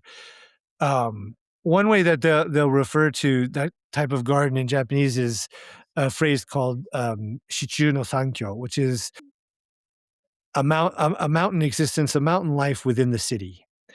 And Mm, so you may step off the street through the gate into the garden, and you're sort of immediately transported into not which is exactly like a cut and paste version of the mountains. It's more a mountain-inspired, simplified, and abstracted version of nature. And so tea gardens, for that reason, anything that would be like sheared or clipped or pruned into clouds is never used in a tea garden, because anything that would look manipulated or artificial or something man-made, it would be inappropriate. It really is to kind of replicate going up into the mountains to visit a hermit who's living in sort of a humble house, and they've made the paths out of stepping stones that they've found, in the surrounding Mm, nature of the mountains. And the path is just, the only things they've clipped is just enough for you to be able to make your way through the bushes and the trees in order to get to the tea room to have a cup of tea. So the pruning is done. So when people talk about, like, we'll have done pruning workshops, and I've done with Mr. Eto some pruning workshops, and people will say, well, we want to learn sort of natural style pruning, and we don't know if Mr. Eto's the best person for that, because they're expecting, like, what everybody expects, unfortunately, is some kind of big giant bonsai tree. okay. And and they think that's all we do. It's just we just do bonsai but bigger. Uh-huh. And it really couldn't be farther from the truth. While we definitely do a lot of stylized trees that have a lot of manipulation, a lot of tea pruning is done in a way that doesn't look like you even put scissors into the tree. And a lot of stuff is done with your hand, and things are done in a way that where a lot of times we're just removing leaves or needles. We're almost not necessarily touching the branches too much. The only place where we touch the branch might be to, there'll be the name of the tea building will be on a plaque above it, above the entrance. And so there's a stone in the tea garden that you can stand on, where you look up and you can sort of see the plaque and contemplate the sort of poetic name of the tea house.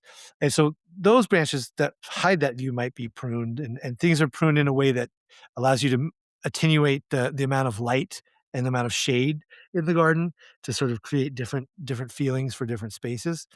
Um, but it's never done in a way that is what we might think of as like a garden that's been maintained. Yeah. I really love that phrase that you said, and I couldn't repeat it back to you in Japanese, but you said basically mountain life within the city. I Yeah. think that really resonates with me. I feel like that is part of the reason I'm so attracted to bonsai and Japanese gardening in general. I just feel like it's so nice to be able to go outside of your home and have a little piece of the mountain. And I'll always think of it like that, or of the natural environment. And it's just a way for me to enjoy nature just within the city. So I really like that. I was curious, circling back a bit and talking about Japanese gardening within the United States. How do you approach plant selection? Like I love Japanese black pines and several different species within that they use commonly within Japan. But then I guess I'm curious, do you incorporate American natives or any other types of plants when you are, let's say, initially designing a Japanese garden? Oh, for sure. I mean, there's a important concept of called chisan chisho, which is sort of locally sourced, locally consumed materials. And a lot of times the discussions that we have about plant material, because building in San Diego or Texas or the Bay Area, or we did a little adventure in Michigan. It's so dramatically different what you have and what's available. But a lot of times we're not, like, looking like, oh, is this a plant that also grows in Japan?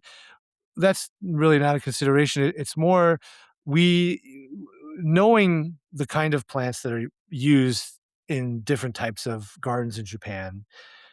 We're just looking for what has a growth pattern, what has a leaf shape, what has a color that's similar to what we would use if we were in Japan. So it's really just about trying to find sort of similar feeling. It's everything, really, the feeling is the most important thing. It's just if it has that feel, and then also if we look at the growth pattern, and it mimics the way a plant in Japan would be, which means we can also then mimic the pruning methodologies. Well, that's the main factor in plant selection. Very nice. So in California, do you use a lot of natives? Do you have some favorite ones for, say, like the Southern California area? I mean, there's some use of. I mean, we definitely use oaks. Love it. There's some use of manzanita, but a Also lot of love it. times. Oh, sorry. Go ahead. No, I just am a big oak and manzanita fan. Uh, it's interesting because it's like we're not using them because they're natives to California. We're just using them because, like, oh, this looks like this tree in Japan, like, and we can print it the same way. So we're gonna use it. Um, a lot of times the manzanita is difficult because of the color of the bark. It's just kind of, and the color of the leaves. Hmm. Um, it's sometimes things that are very assertive are are are not necessarily the most ideal. Kind of like similar to Japanese culture. Like everything is sort of needs to get along with everything else. Yeah, And so something that's like too striking or too demanding of attention is generally shied away from. Um, totally. Stuff that sort of supports the rest of the space is considered more ideal. But really, there's no there's not that we wouldn't use locals materials or that we have to. It really is this the best for the space? Is this the best for what we're trying to achieve? Does this kind of give us the feel that you would get from something similar in Japan? Because it's really just like there's this deep faith that all the crafts people have in the the tradition that's been handed down to them by their forebears, that what obviously they did a lot of trial and error, and there's been generations and generations of trial and error, and so the stuff that's lasted and stayed behind has obviously been something that was because it worked, and it is something people wanted to keep, and it mattered. And so there's a lot of trust in the tradition and sort of in following that. It's kind of like, I forget who said it, but some chef said that, we're not here to invent, we're here to refine. Mm, And sort of it's interesting because there's a lot of question about, like, are we artists or are we crafts people? mhm. And it's like we might be in the middle. We might be sort of artisans in the sense that, like, we are doing things that are innovative or new, and but even stuff that's innovative and new is still rooted in the tradition, in the honka. And so it's kind of like whether or not, like, oh, you kind of did this new different thing, or it's a different take, and it would be considered rule breaking, or I mean, that literally is what kuzushi is, it's breaking. But the question of, is this like good or not, or is this artistic, or does it matter? It really isn't necessarily up to us so much as that it's up to whether or not future generations also like it and repeat it. Because really everything now that is the tradition that we have so much faith and respect for, at some point it was something new and cutting edge that people were like, What is this? What are you doing? You Yeah, breaking all the rules." Those cutting edge things, which the Japanese call ryuko, eventually became what is tradition now, which is the sort of fueki, the unchanging traditional structure. And so whether or not something is a valid addition to the tradition, or like we need to argue about, like, should you do this or do that with a garden, is like that's not for us. It's time will sort that out. mm, It's so like, and that's a big thing that I picked up from Mr. Eto is just like you don't even need to worry about that. If it's valid, if it's true to the tradition, if it's breaking it in a consistent way, then if that gets repeated, and that garden is preserved, then that's when it'll be known whether it was okay. So I kind of like I like to encourage the people I work with, the people who work with me, encourage sort of pushing the limits and trying new things and stuff, as long as it's in line with and respectful of what's come before, and it's grounded in those foundations. Um, I think it's, Yeah, very nice. Very nice. Now, with plant selection, kind of just staying on that topic, I'm curious, do you usually stick with a certain number of plants and not try and go with like a thousand different types? Is it good to stick with a certain number within a garden, and maybe not specific number, but more like just not too many? Like, is there a balance there? for sure. There's a number. There, you obviously more is not always better. I would say that it's again kind of it's a boring answer, but it's again goes back to the tradition and to sort of cultivating your understanding of the legacy that's been passed down, and like seeing what good examples are and what's appropriate, and sort of cultivating a sensibility, cultivating a taste and a feeling that like sort of tells you like, okay, this is appropriate, this is going too far. And it really just requires putting in the sort of the repetition, putting in the work and seeing it over and over and over again, and get to help you get an idea. And also it's kind of, I think, good to sort of understand parts of Japanese culture, because they have a culture of sort of restraint, and just knowing where you need to be restrained and where you can push is a key factor in plant selection and the amount of plants you use. But also just when you sort of fully try to embody all the aesthetic principles by just many, many years of study and absorbing it all, you kind of see like, here we actually kind of need to leave this open. We don't want to fill it because, like I said, it's a lot of it is the use of space. We're creating space. We're not. It's almost like you think you're doing a garden, so it's about things, and we're planting things, and we're setting things. But really, it's as you combine and weave the elements together, they're sort of creating a structure that makes a space. And then within that space is sort of the stage, and the sort of the players on the stage is basically like morning, noon, and night, evening and night, and the sort of the 365 days of the year as nature and the sun and wind interact upon the garden that you've created, and sort of encompass that space. So it's there's no there is a lot of specific, like I said with stones, categories of trees and what kind of trees, when to use them, where to use them, what their function is in the garden. That's just something you sort of learn over time after just getting experience and studying.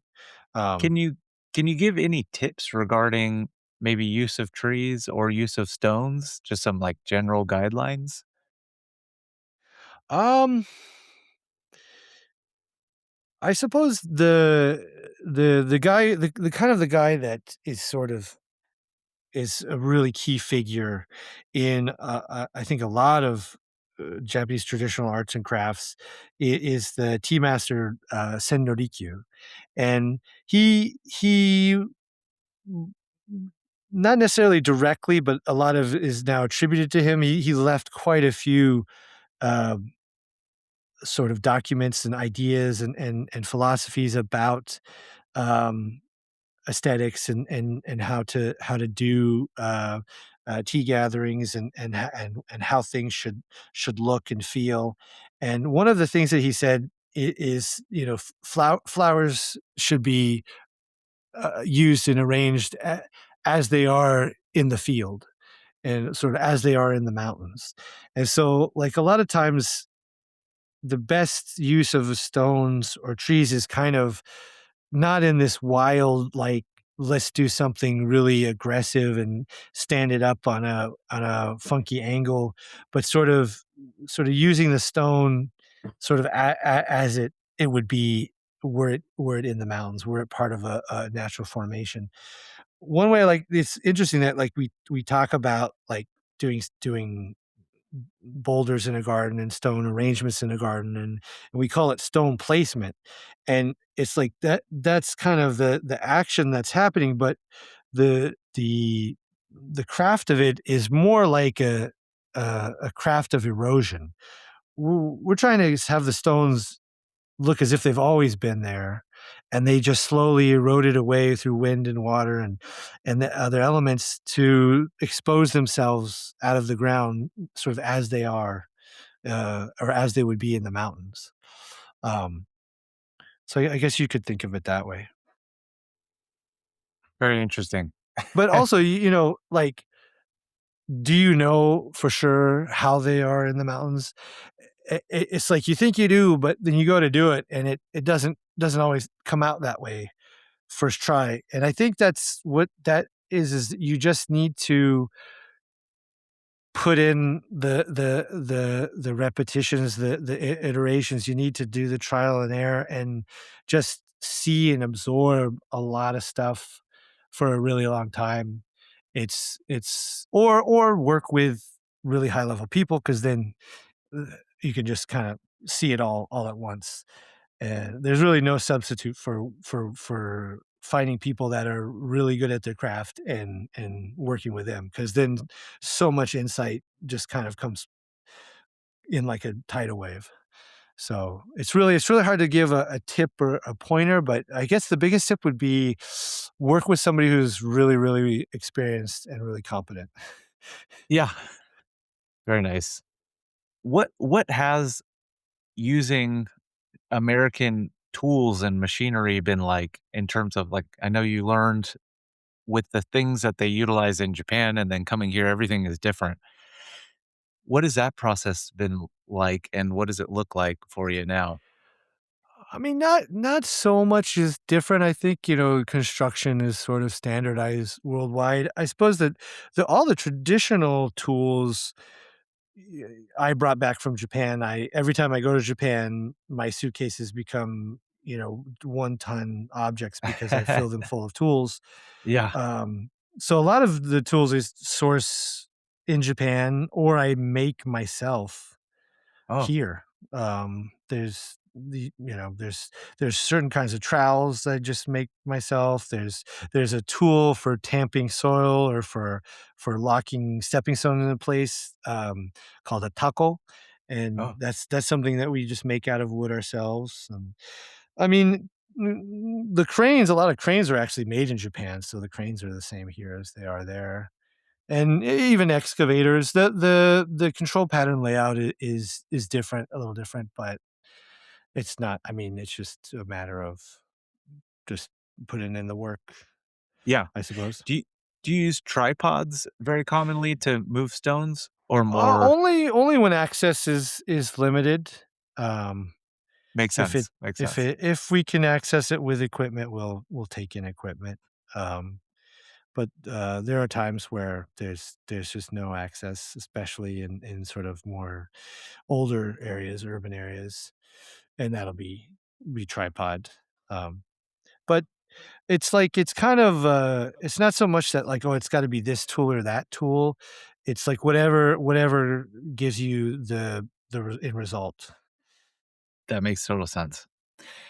Are there things like certain rocks and boulders and pool stones and things like that that you really envy and wish that you could get from Japan, but just because of shipping purposes, it's just impractical over here? Or do you feel like you can find the supplies and materials that you want over here? I mean, a lot of stuff, a lot of like the stone paving in Japan actually came out of China. There's a lot of granite reclaimed pavers that are Mm. used in like you'll see them a lot in Kyoto. It's very common to have the granite pathways. That stuff is somewhat available here. Um, the the stones, like, I think that it's better to use stones that are local to your area rather than importing some from Yeah. somewhere else. Mainly because I think it's, the way the sunlight reflects off of the surface of a stone, I think it knows whether it's from that area or not. And like you'll see this with gardens, like there's a kind of stone that's sort of a whitish marble, called desert select or desert marble, or sometimes it's called Sierra in our area. And you'll see that used a lot, and it's brought down here, but it's actually from a little bit farther north of it's the northern part of sort of southern to central California, and it's more up in the mountains. And I think just the angle of the sunlight and the quality of the light down here is different, and so when that rock gets used, it's very bright, and it's very hard to look at in midday. But we have like a native stone called Cresta that's a lot grayer and has like almost darker gray, sometimes even blackish quality to it, and it really works well with the San Diego sunlight. And Yeah. so, but for particularly from Japan, the only thing that I really want and would you know import is lanterns, Uh, stone lantern, because those have a provenance. They're made by known artisans that are working multi generations, and they're just of a superb quality. I mean, we can get granite lanterns that were made from Japanese designs and measurements in China and then shipped here, but most of them were cut with power tools and not handmade. So and we could get those, and there is a appropriate use of those because they are no different from the ones in Japan in terms of their proportions, and they are granite, but they're too pretty. And so what we do is we'll take stone hammers and chisels, and we'll hammer them up real good, and we'll deform them, round out the corners, refinish the surfaces with Japanese stone tools, oh, just to get. And then also we'll rub. There's a plant that has a lot of like kind of it's the leaf is very how would you say, it kind of produces sort of a white substance when you rub the leaf, and okay. we'll rub leaves on the granite itself, and it helps it get a darker patina to it faster, Oh, and anything to just kind of get it away from its fresh factory cut look, for to sure. something that's been more aged and weathered. And it also helps, lichen stick to it, come Yeah. develop on it faster.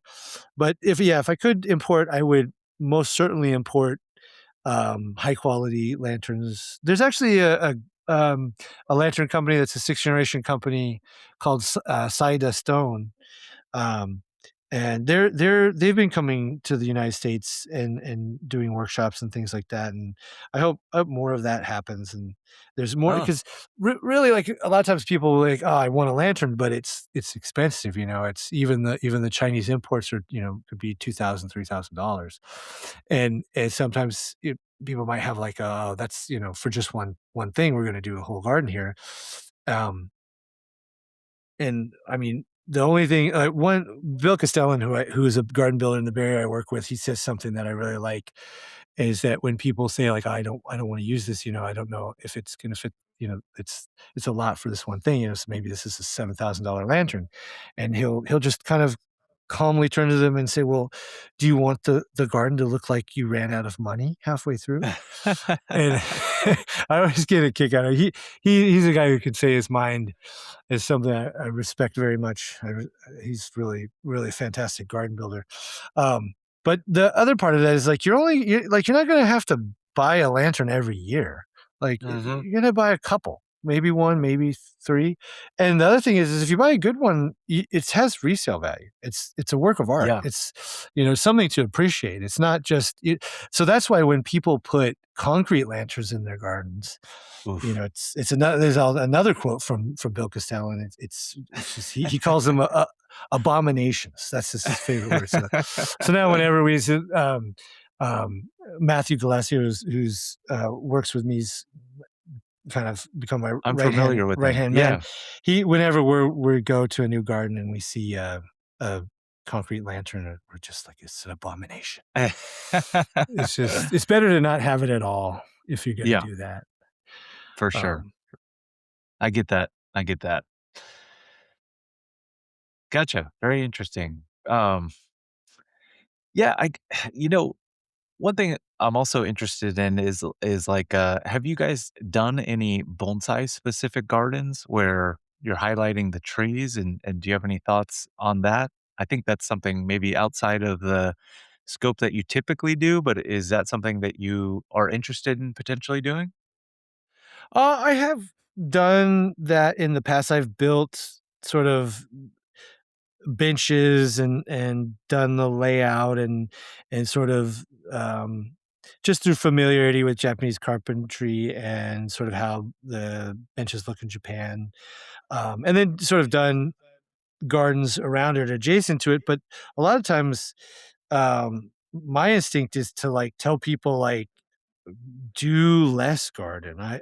I really like, you know, in in uh in Okayama, there's a garden, a bonsai garden, Meijuen.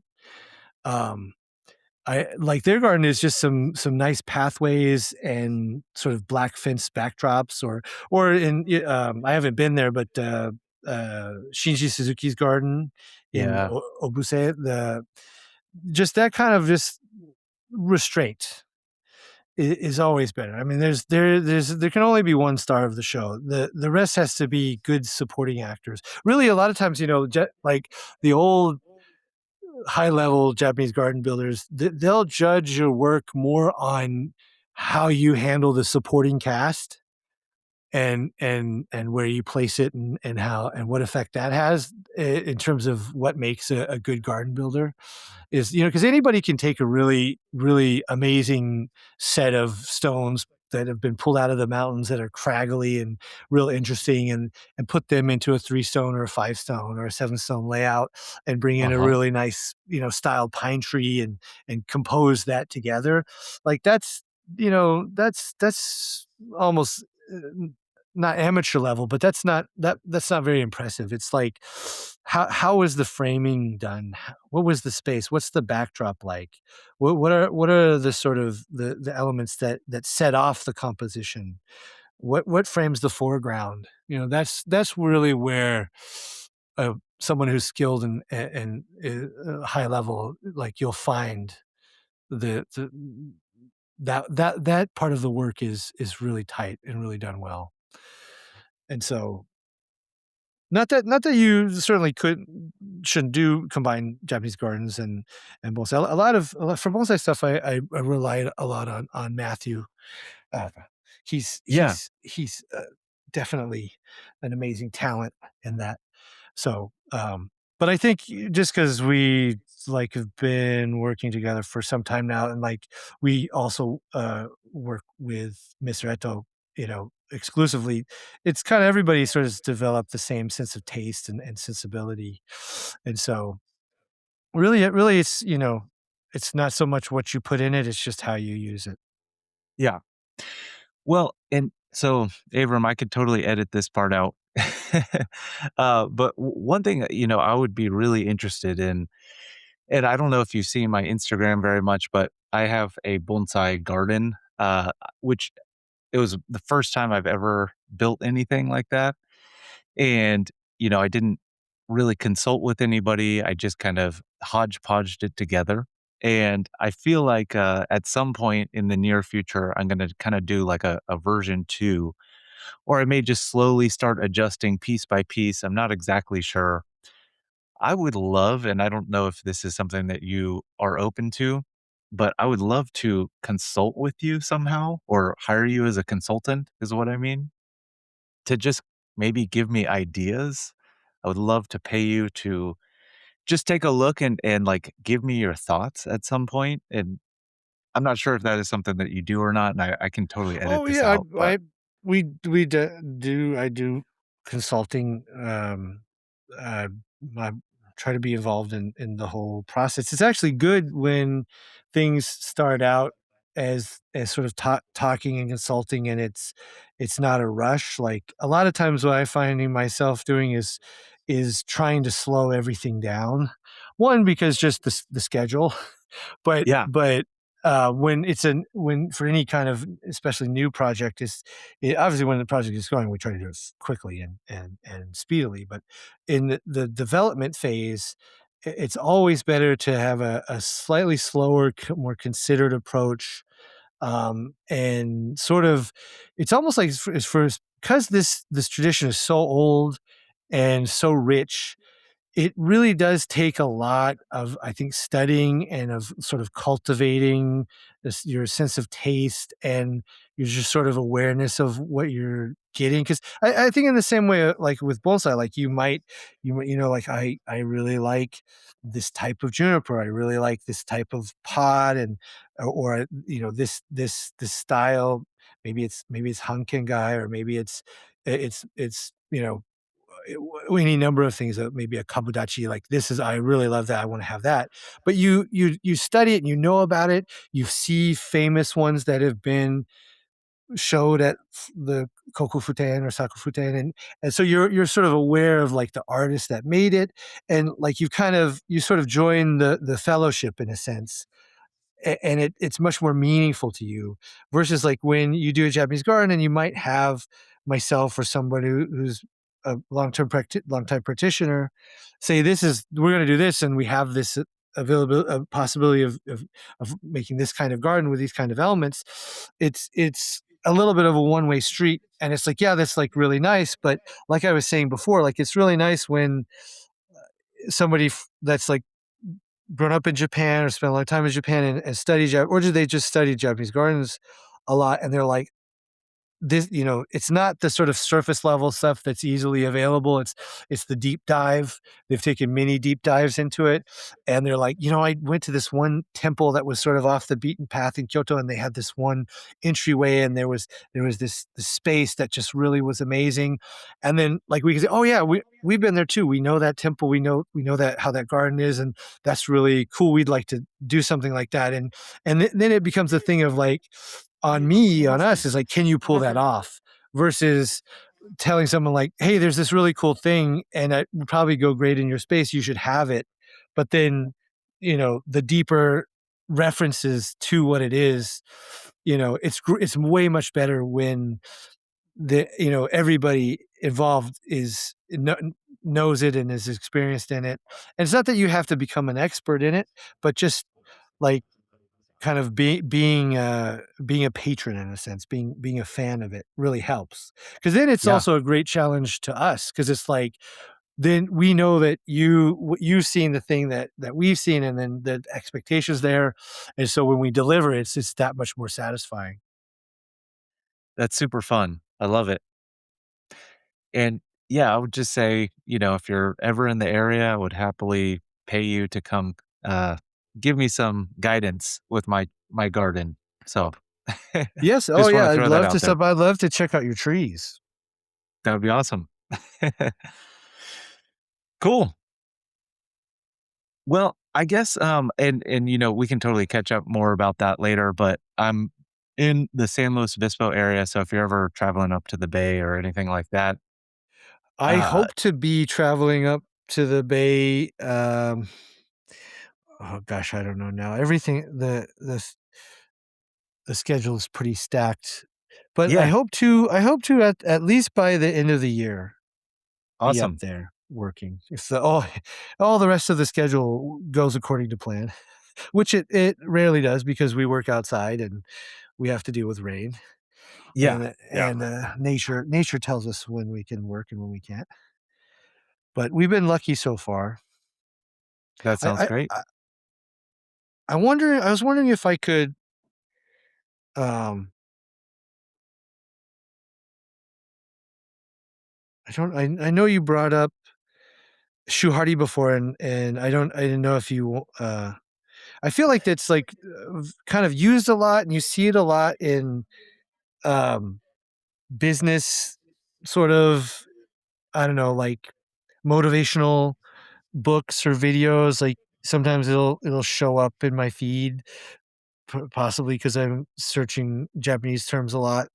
I would And love for you to a dive into lot that of if it yeah. is like, there is the way it's described in Japan, and shuhari being sort of three stages, is, at least in terms of like sports or in art, where the first element shu is the foundation, the fundamentals, the thing that you have to follow and you have to keep. Kind of that's sort of what shu means, is sort of to keep or to protect. And then the next phase of ha, to break, to sort of to really doesn't necessarily literally means break, but it's kind of more close to the word I used before, kuzushi, where you're sort of improvising. You're if you're playing an instrument, you're kind of getting a lot more comfortable. You're able, if you're playing drums, you're able to add more fills and be a little bit more loose with things while still keeping it sounding really well and on time. And then D kind of is this sort of idea of transcendence or separation, but that, I think that's where a lot of the kind of core meaning gets lost, because you're not, there's no way that I will transcend Mr. Eto. Like, there's no way that I will transcend my elders and go to a place that's better than they are. At least not in their lifetime.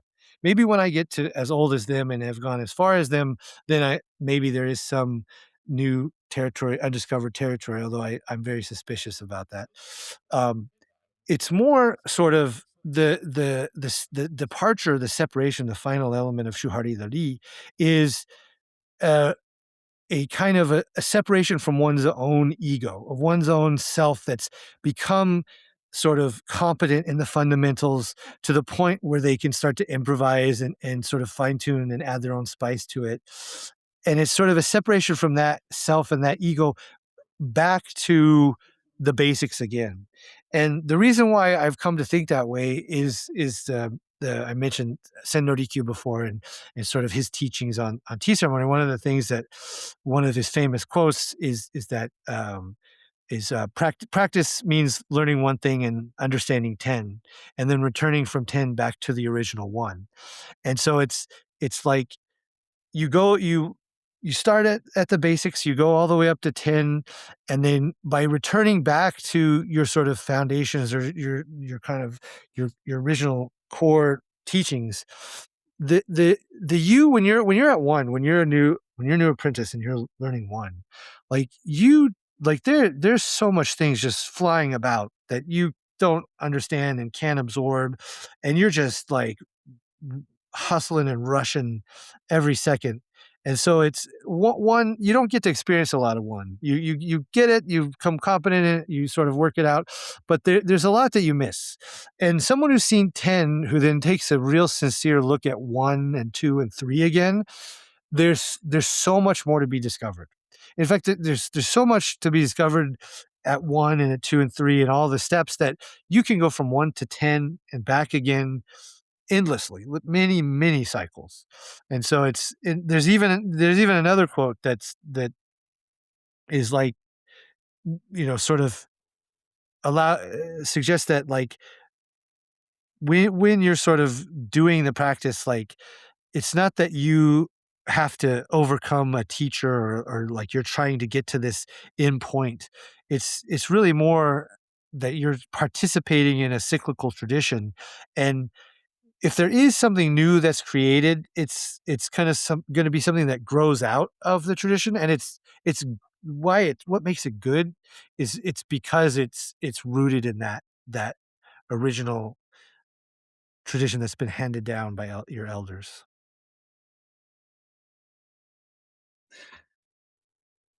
Very cool. Very interesting. Uh, I feel like there's so much there that I have to listen to this a few times to really comprehend the entire thing and message. And but I absolutely love you explaining these concepts and these terms to me. Thank you.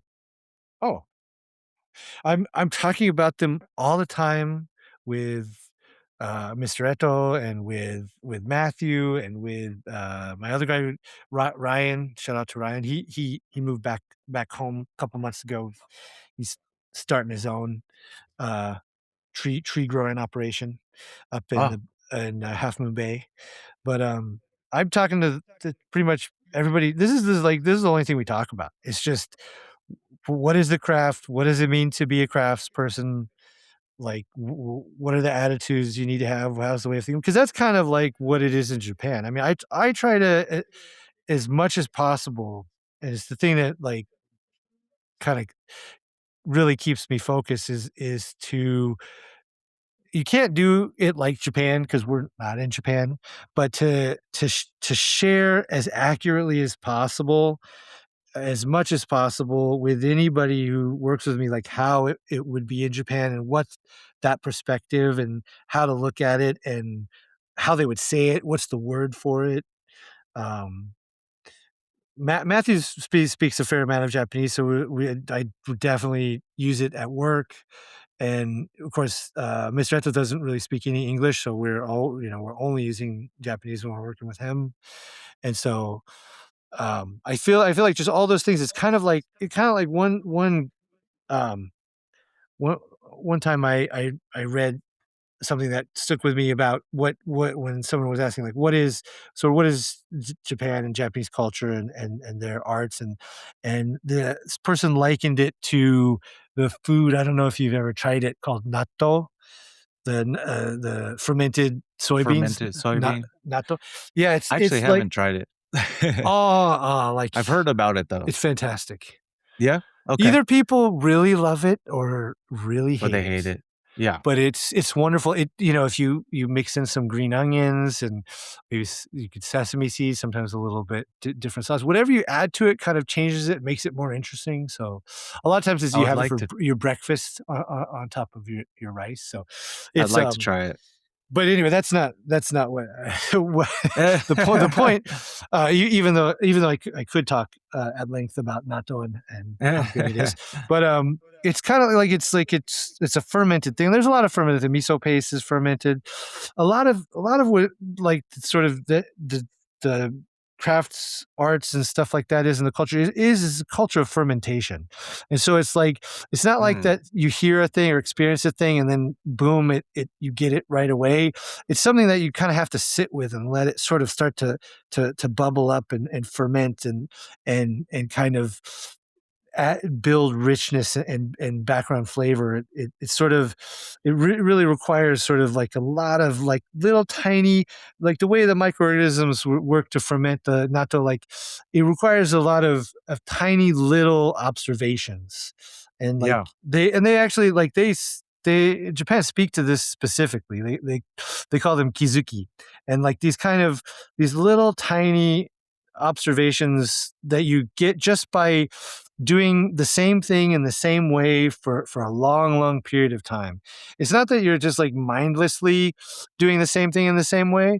You're doing it like with presence and intention and consideration, but you're trying to be very consistent and just doing it in the same way, not letting your emotions, not letting if you're fatigued or tired or how you feel that day affect what it is you're keeping it consistent, and you're working with sincerity and sort of that sincere practice expanded out over a long period of time sort of is the sort of the growing bed for these small observations, these little these sort of, they call them chisana kizuki. There's these little bits that you get, and over time it's like, oh, when I'm holding this tool, if I hold it this way and maybe I close my armpit and I straighten my back, like I get a better strike on the stone. Or it when I'm like climbing in a tree, if I do a certain position or I brace myself a certain way, I can last a lot longer in one space, and I can work on more of the branch without having to take a rest. And you just kind of build those little things up over time, and those little sort of realizations, then they Add up actually to are what something becomes big, your technique. right? Yeah. Yeah. Yeah. Absolutely. Would you talk a little bit about the term shokunin and maybe how that term differs from the term master that I feel like we hear so often in the United States? Well, like a shokunin is just literally like a shoku is like a job or a practice, and a nin is a person, and it's just like kind of boils down to you're not necessarily trying to be a perfectionist, and it doesn't really suggest like mastery or some kind of skill level. It's just you're participating in a lineage, in like a community over time of a traditional craft, and you're like, there's a recognition that you can't make anything that's better than who you are as a person. So you're like working every day to sort of cultivate yourself, your sensibility, but also just the way you conduct yourself and the way you treat other people, as a way to sort of be a worthy vessel to carry the tradition forward, and then to obviously to learn it and to absorb it and as correctly and as skillfully as possible. And then so that, when when come to work for you or with you, and they have to copy what you do, that their copy is a good quality copy because you've made yourself a good quality copy of the techniques and the tradition that you've learned from somebody else. So it's kind of, there's like a, you're not just a worker, there's a philosophy and an ethic behind it. And in that sort of sense of ethics, there's actually, like, you'll find in old books in Japan that, like, they've recorded it. There's certain aspects, and like one of them is, a lot of times in America, like if people is a master or they're a teacher, just because we really like, we like having gurus and we like having Yeah. easy answers.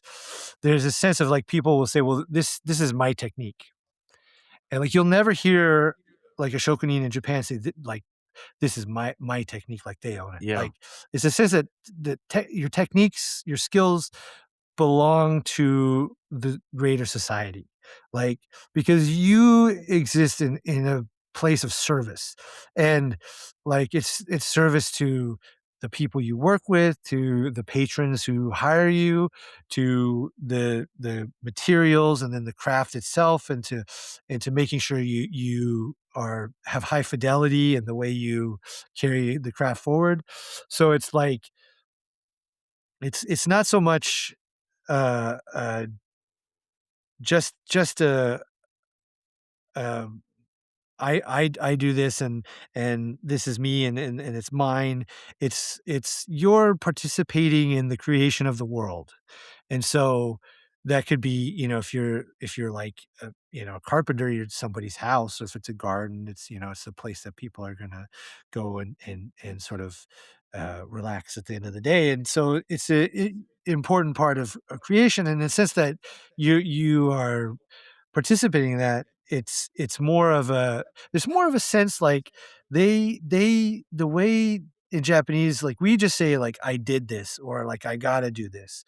But like the way they conjugate verbs, especially shokunin talk this way, is they always say, I get to do this, or they say, like, I was Mm, permitted to do this, or like, I received the sort of the honor of being allowed to participate.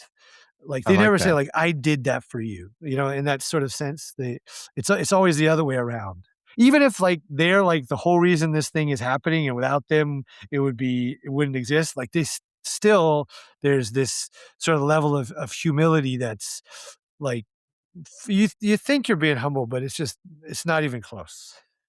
So, and so it's, when it comes to mastery, it's like, the only point of like mastery is for, and it's not even that, it's like, you have to receive the tradition from your elders. And in the traditional crafts world, there is no teaching. There's only learning. Like, they'll tell you right off the bat, like, I have nothing to teach you. Like, Mm, we're not gonna do that. Like, you can watch me work, and you can try to copy me or steal my, a lot of the word they use in Japanese is steal the techniques. yeah. But then, even when you talk about it, you say, well, they allowed me to steal the techniques. You never say that Mm, you did this. It's always, I was permitted to steal.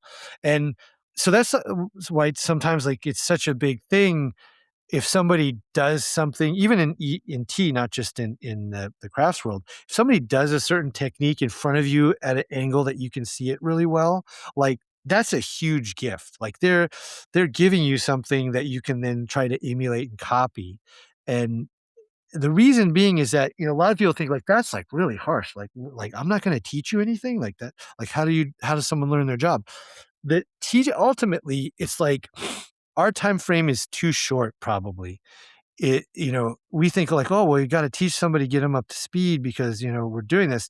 And it's true that even in Japan, you have to get up to speed and you're expected to like climb in the tree like day one and get going. You got to produce results because, they're paying you.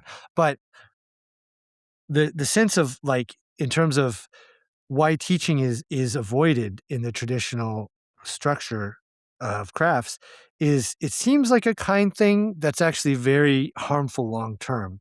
And because their time scale is like 10 years and 20 years, like, 30 years, honestly, they say apprenticeship is until death. So when it's expanded out to that time frame, not being told something, having to copy it, having to emulate, and then of course you're going to fail. You're going to try it. It's going to be close, but it's not going to work. And you're going to get yelled at. But in that sort of trial and error process, you're not understanding it with your brain. You're understanding it as part of your muscle memory. And that's the only memory that's have high fidelity and then that can last. So there's often a phrase that traditional craftsmen will say in Japan, which is something that somebody told you, you'll forget in 3 days. Something that you grind it into your muscle memory will stay with you forever. And so in order to do muscle memory, it's not like you can just tell somebody and it's words and I understand your words, so therefore I understand what you meant.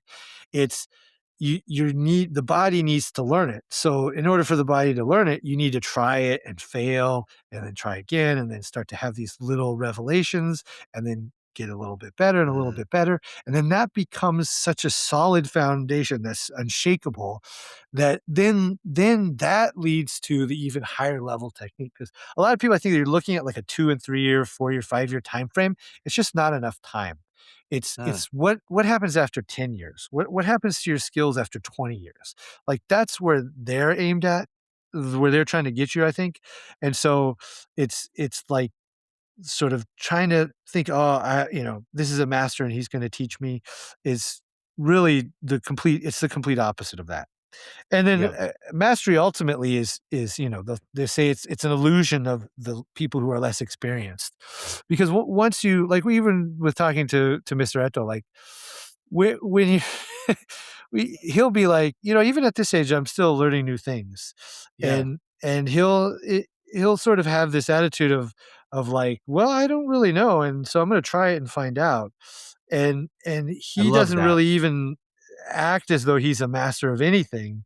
He's just always forever, a student. He's always possessing the sort of they call it shoshin, which like is kind of like our version would be beginner's mind, but it's more than Always that. It's kind of curious. like not calcifying. It's not locking into this is the way. Always curious, like you said. Yeah. That's fantastic. I absolutely love that. Yeah, I don't love the term master. I think I've spoken about that previously, but I don't know. I feel like one, it's just overused in the United States and it's kind of become a corny term, I think. But also, I feel like being a master is the wrong mindset, and we should always be curious and have a beginner's mindset and be open to learning new things. So I love hearing you talk about that. That's fantastic. Well, also there's a strange thing that happens as me.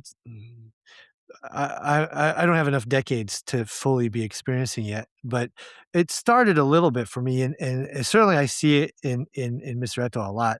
Is that there's this sort of it's actually his favorite motto, which is the rice stalk that's full of seed bends over and bows the lowest, in the sense that the more experience you gain, the more skills you have, the ability, the more you've seen, the more you actually become aware of like how massive and how complex and how deep the rabbit hole really goes, and this sort of tradition of craft that you're pursuing is there's so much more to it than you could ever have possibly imagined when you started, that the gulf between what you know and what you don't know just gets bigger and bigger because you just see more and more of the mountain that you're climbing. You kind of, when you started climbing a mountain, you sometimes you can't see the top, right? You sort of see the next foothill, and you keep going and going up, and then eventually you kind of get to maybe a certain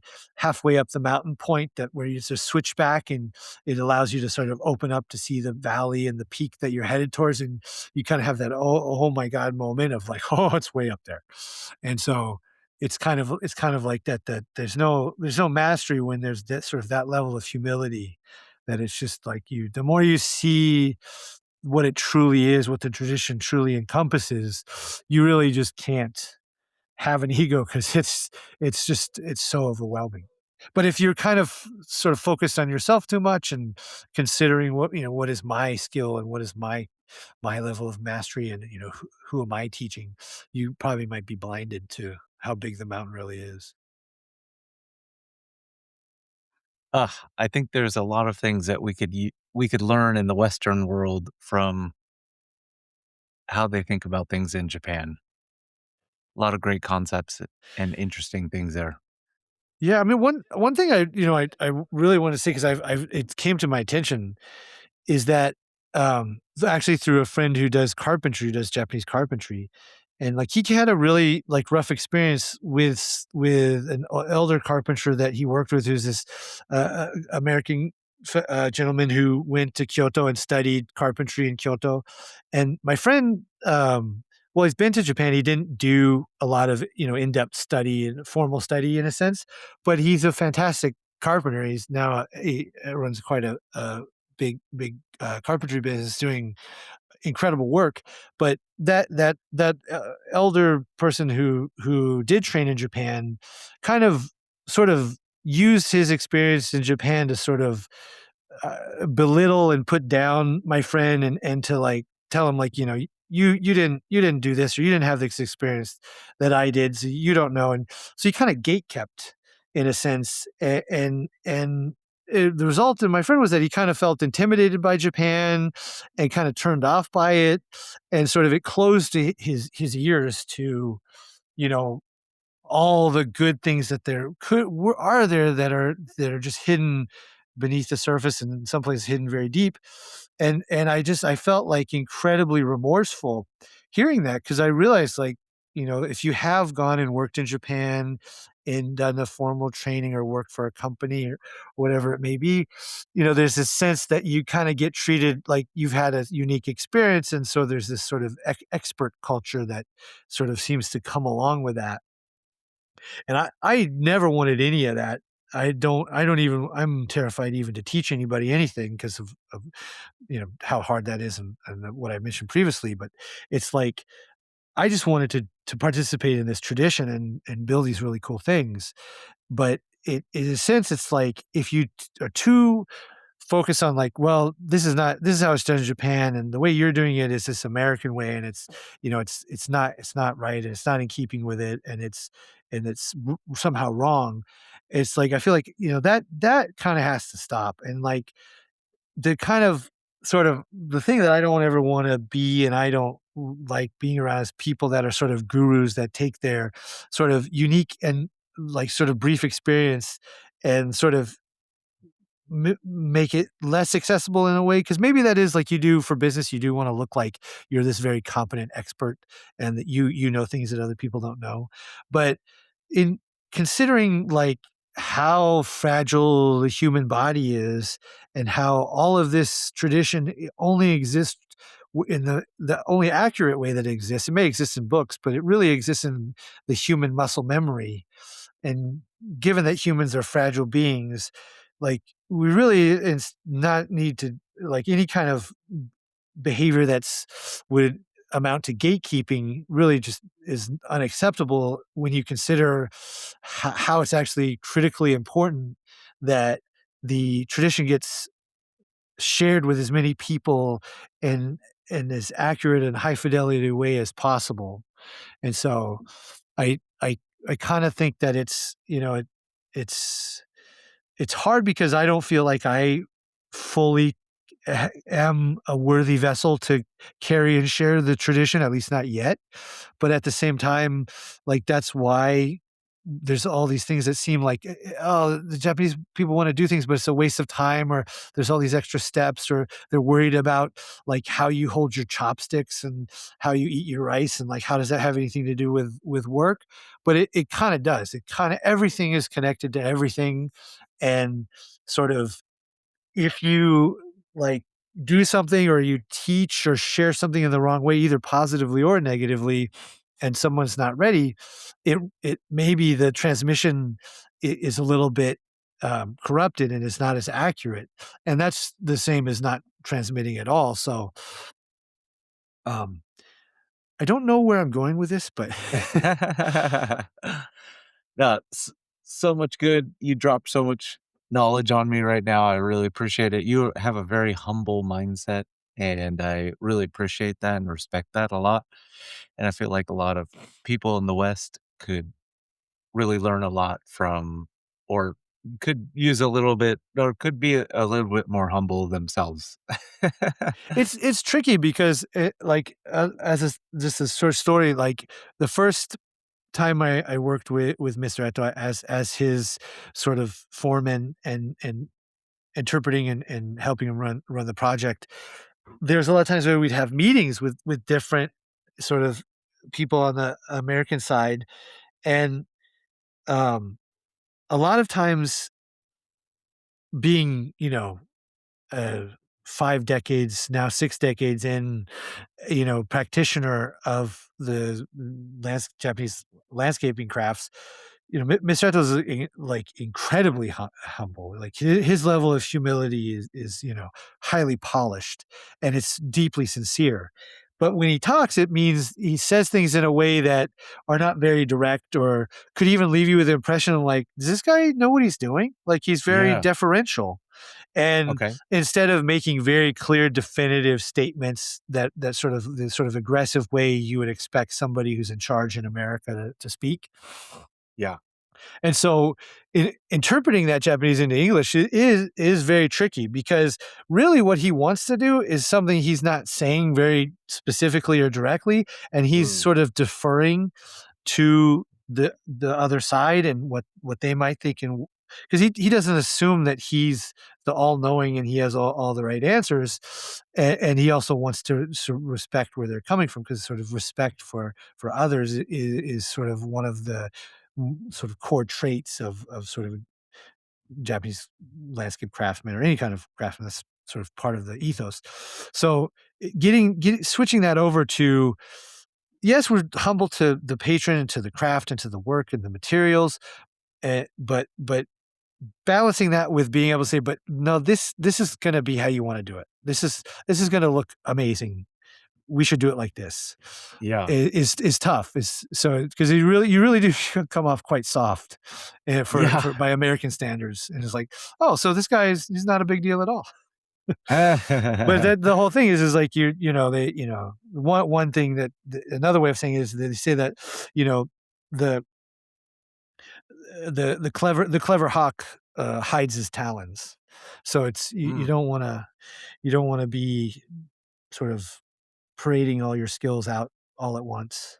And that which Yeah. leads to, like, is that guy humble, or does he not know what he's doing? Mhm. And but Mhm. I can assure you, in the case of Eto-san, he really knows what he's doing. Yeah. I can see how that would be very tricky as a translator who kind of understands both sides too. Like, that's gotta be very challenging for you.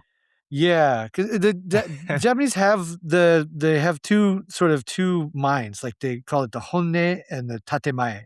And honne is, like, what you really think, and the tatemae is what is, good PR, is what Uh-huh. you need to put out there.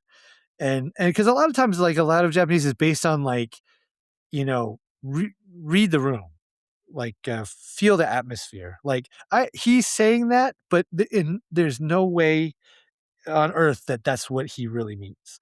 Like, Yeah. it is a very common dynamic. So it's, you gotta, it's just, there's just so much.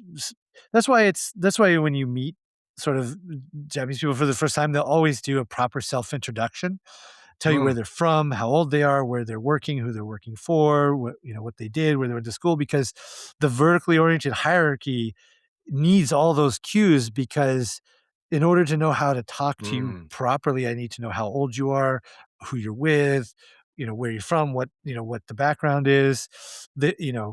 Those all these little pieces of metadata like are critical, and sometimes they're more of the conversation than the actual conversation. Mm. So it's a tricky world, but it's fun. Very tricky.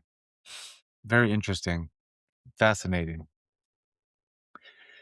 Got it. Well, I feel like we have covered quite a few topics. We've kind of gone all over the place, which I think is super fun, and I really enjoyed that.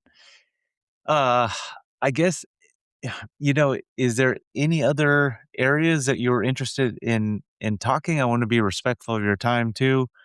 I know we're at 2 hours and 50 minutes almost here. Oh no, I just assume we go 3 hours or more. Oh. I just blocked out the I said, "Hey, it's 4th of July weekend. I Just love it. gonna relax."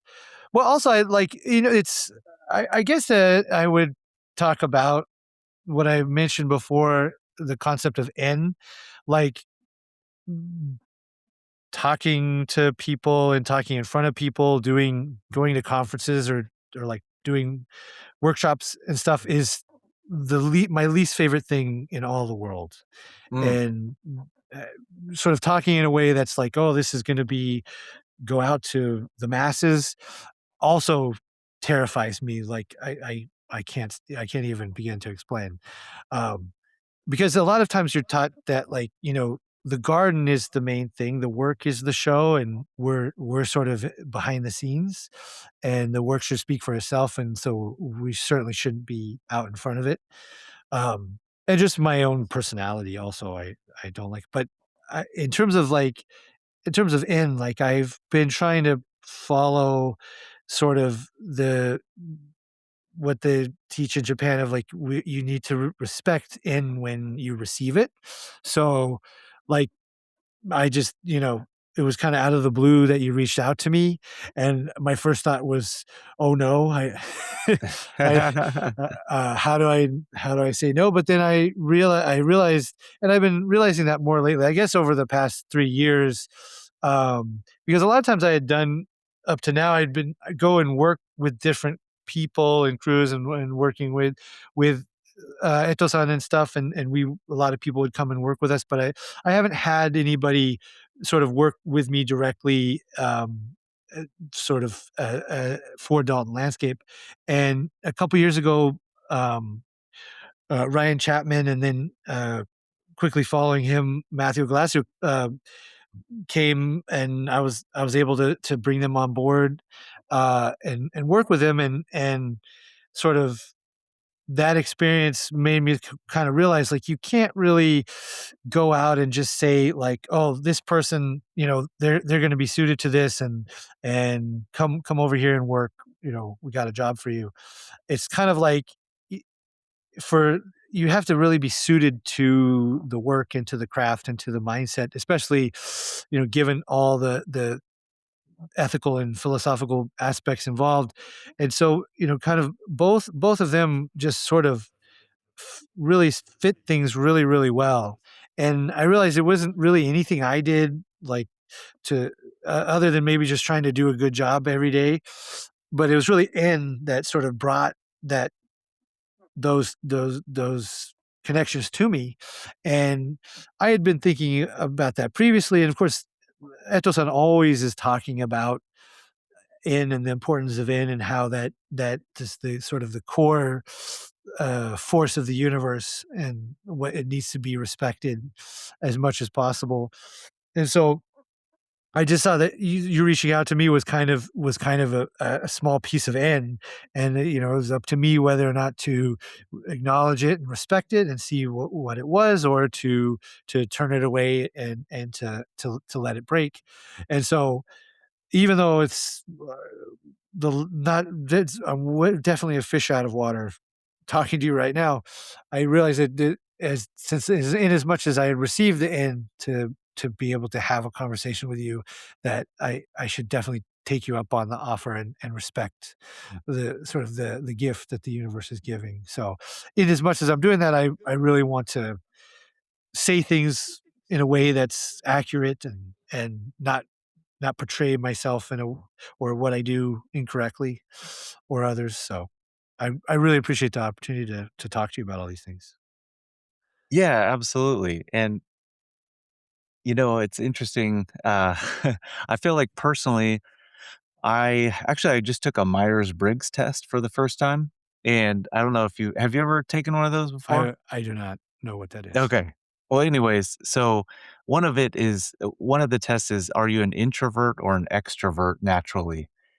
Hmm. And I think that personally I am more of an introvert, and so I scored closer to that, but I'm kind of in between, but I feel like I've really had to train myself to be an extrovert. And I also just feel like I am not necessarily the best when it comes to words, and a lot of these concepts that you just went over, I love to listen and I love to learn, and I'm trying to learn, but at the same time, I feel like you are like 10 steps, not 10, like 100 steps ahead of me, just in terms of where you're at when it comes to all this stuff. And it is very, very interesting, and I would like and I very much want to learn, but I don't necessarily think I am the best when it comes to podcasting, but I'm forcing myself to do a podcast because I think that often the only way that you get better is through that repetition and through trial and error, much like you just spoke about previously. Uh, Yeah, I agree anyway, with that very much. I mean, like the one thing that comes to mind is like this sort of um this there's sort of a mandate in Shugyo to embrace the difficult, to pursue the difficult, to take the harder path that's more challenging, that requires more of you, and to sort of chew that up and use it as nourishment. Um, so that's pretty much, if I've done anything, that's what I've tried to do is seek the challenge, and even if that means I get a beating or several, doesn't matter. It's like I use that, I just eat that up. This is nourishment, all that adversity and challenge, and then it just sort of kind of that experience in itself is kind of leads to understanding. I hope. At least I've put my faith in that idea. But what you said about like sort of personality wise, it's interesting because again, like having the experience of being fortunate enough to have um, two really good guys working for me, and sort of seeing how they act and seeing how their personalities show up in their work.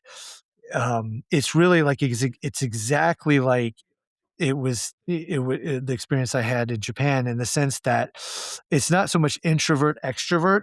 The way they look at things, as the two categories are um, kyo and bukyo, and sort of kyo means like somebody who's like very just naturally talented. They can absorb things quickly, and they just can feel it out, and they sort of they're sort of quick on their feet, and they're skilled with their hands, and it doesn't take them a lot to kind of pick up a technique, or at least pick up the sort of proto version of a technique.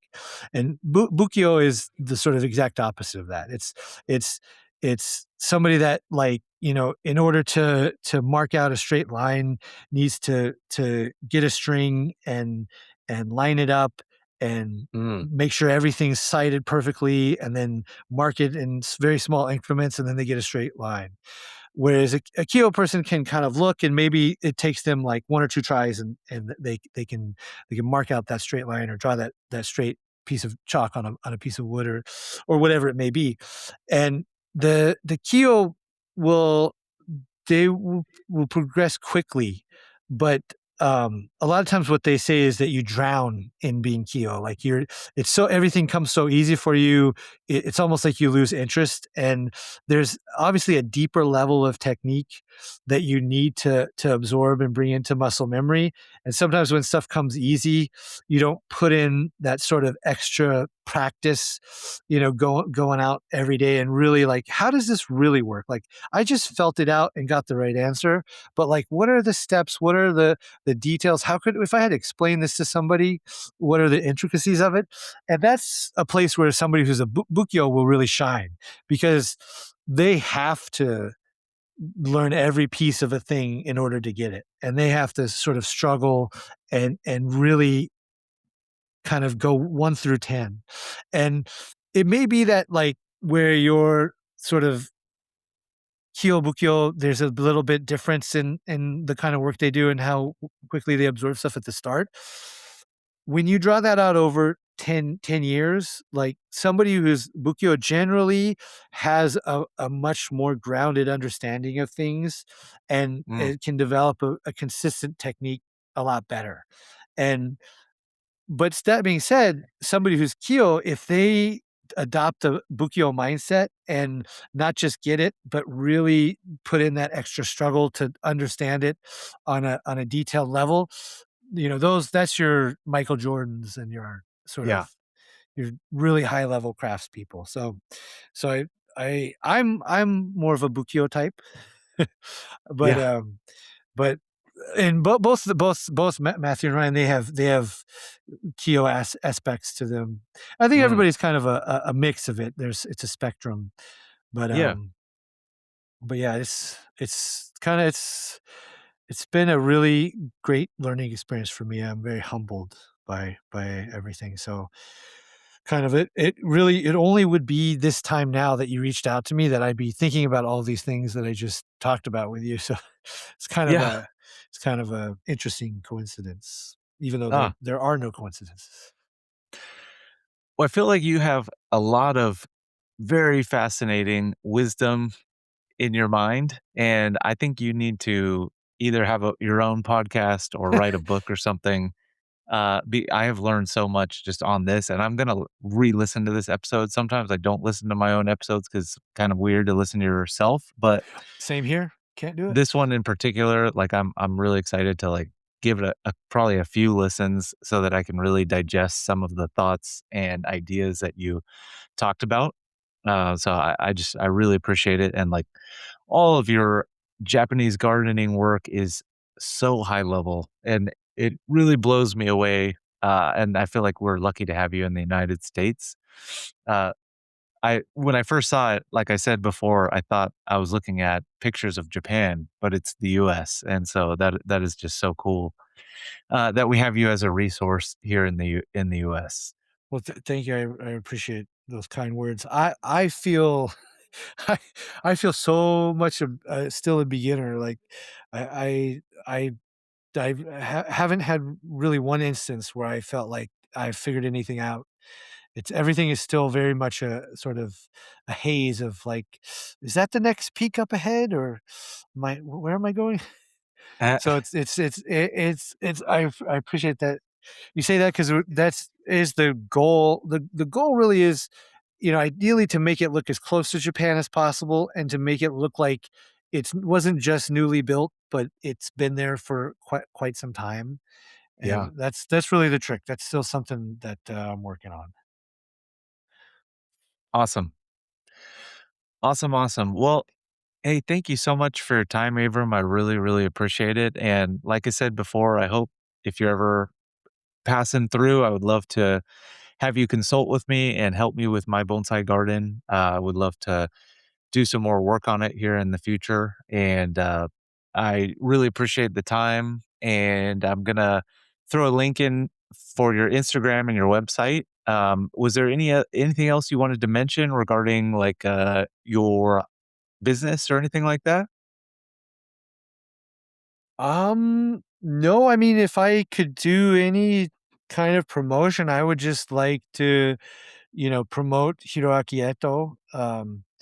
He has a valid visa for the next 3 years to work in the United States. Um, of course, that means, I get to go work with him every time he's here. So it's sort of by default promoting myself. But I just want to promote him in the sense that there's, he's second generation, 6 decades of experience, is fully capable in all types of all categories of Japanese gardens. I What really just projects would is like to. he looking for, would you say? Like Oh, I mean, we what does the ideal project look like? currently there's the project in Texas is active, and there's a tea garden project that we're still working on here in San Diego, and we have some small ongoing things in the Bay Area. But he's open to anything. I mean, um, from waterfalls and koi ponds to traditional tea gardens that include the carpentry and architecture to, a lot of people talk about Zen gardens. We try to not use the word Zen as much as possible. Not that there's anything wrong with it. It's just been so misused. And Yeah, we don't want to contribute to the misuse. But I can see it that. would be a temple garden, and it would be sort of the Japanese word for it is hojoten, which is sort of the abbot's quarters, the garden at the abbot's quarters. But so those kind of dry gardens, stone arrangements, um, and it also the thing he always says is, like, when you do really good work, everybody thinks that you're too expensive. So even if they were thinking about hiring you, they kind of shy away because they figure it's like it's all multi-million-dollar budgets, and then you don't no one reaches out. But like even though like we talked before about we use a lot of traditional Japanese design methodology, we still there's still a budget. We still it's still very professional, speedy work that obviously the more budget, the cooler the things we can make for you. But it's really like kind of uh, not necessarily limited by budget. I mean, obviously that you need to have a certain amount because it's just all these elements are more expensive items. It's an intense building process, but he's really open to anything. Fantastic. Awesome. Awesome, awesome. Well, yeah, I've seen his work. It is truly incredible, and, so is yours, and so most definitely love it. Cool. Well, Cool. thank you so much for your time. I really, really appreciate it, and, I hope we can stay connected. Yeah, it's really great talking to you. I've definitely enjoyed all your bonsai trees, your posts on Instagram. Um, it's really I really like how much respect you show for the mountains, and really Japanese gardens is basically a culture of people who have a deep love and respect for the mountains when you really boil it down. So I really appreciate the way you sort of respect that that that part of nature. Absolutely. Awesome. Well, thank you so much for your time, Avram, and I hope you have a fantastic 4th, and I hope to talk to you again soon. Yeah, me too. Can I ask you the I don't even remember what I said, so I don't even know what to tell you to edit out or if anything needs to be edited out. You know, I'll go back through and, just give it a full listen, and I'll take out, like, just little funky spots or, like, Yeah, when there's we some took a quick funkiness, yeah. restroom break. But, I mean, ultimately, I thought it was great, and, like, a conversation is rambly, and it goes up and down, and it goes through different topics, and I really enjoyed it, and I think that you really are very interesting, very wise, and super fun to listen to, so thank you so much. Thank you. Have a Yeah. nice holiday. You too.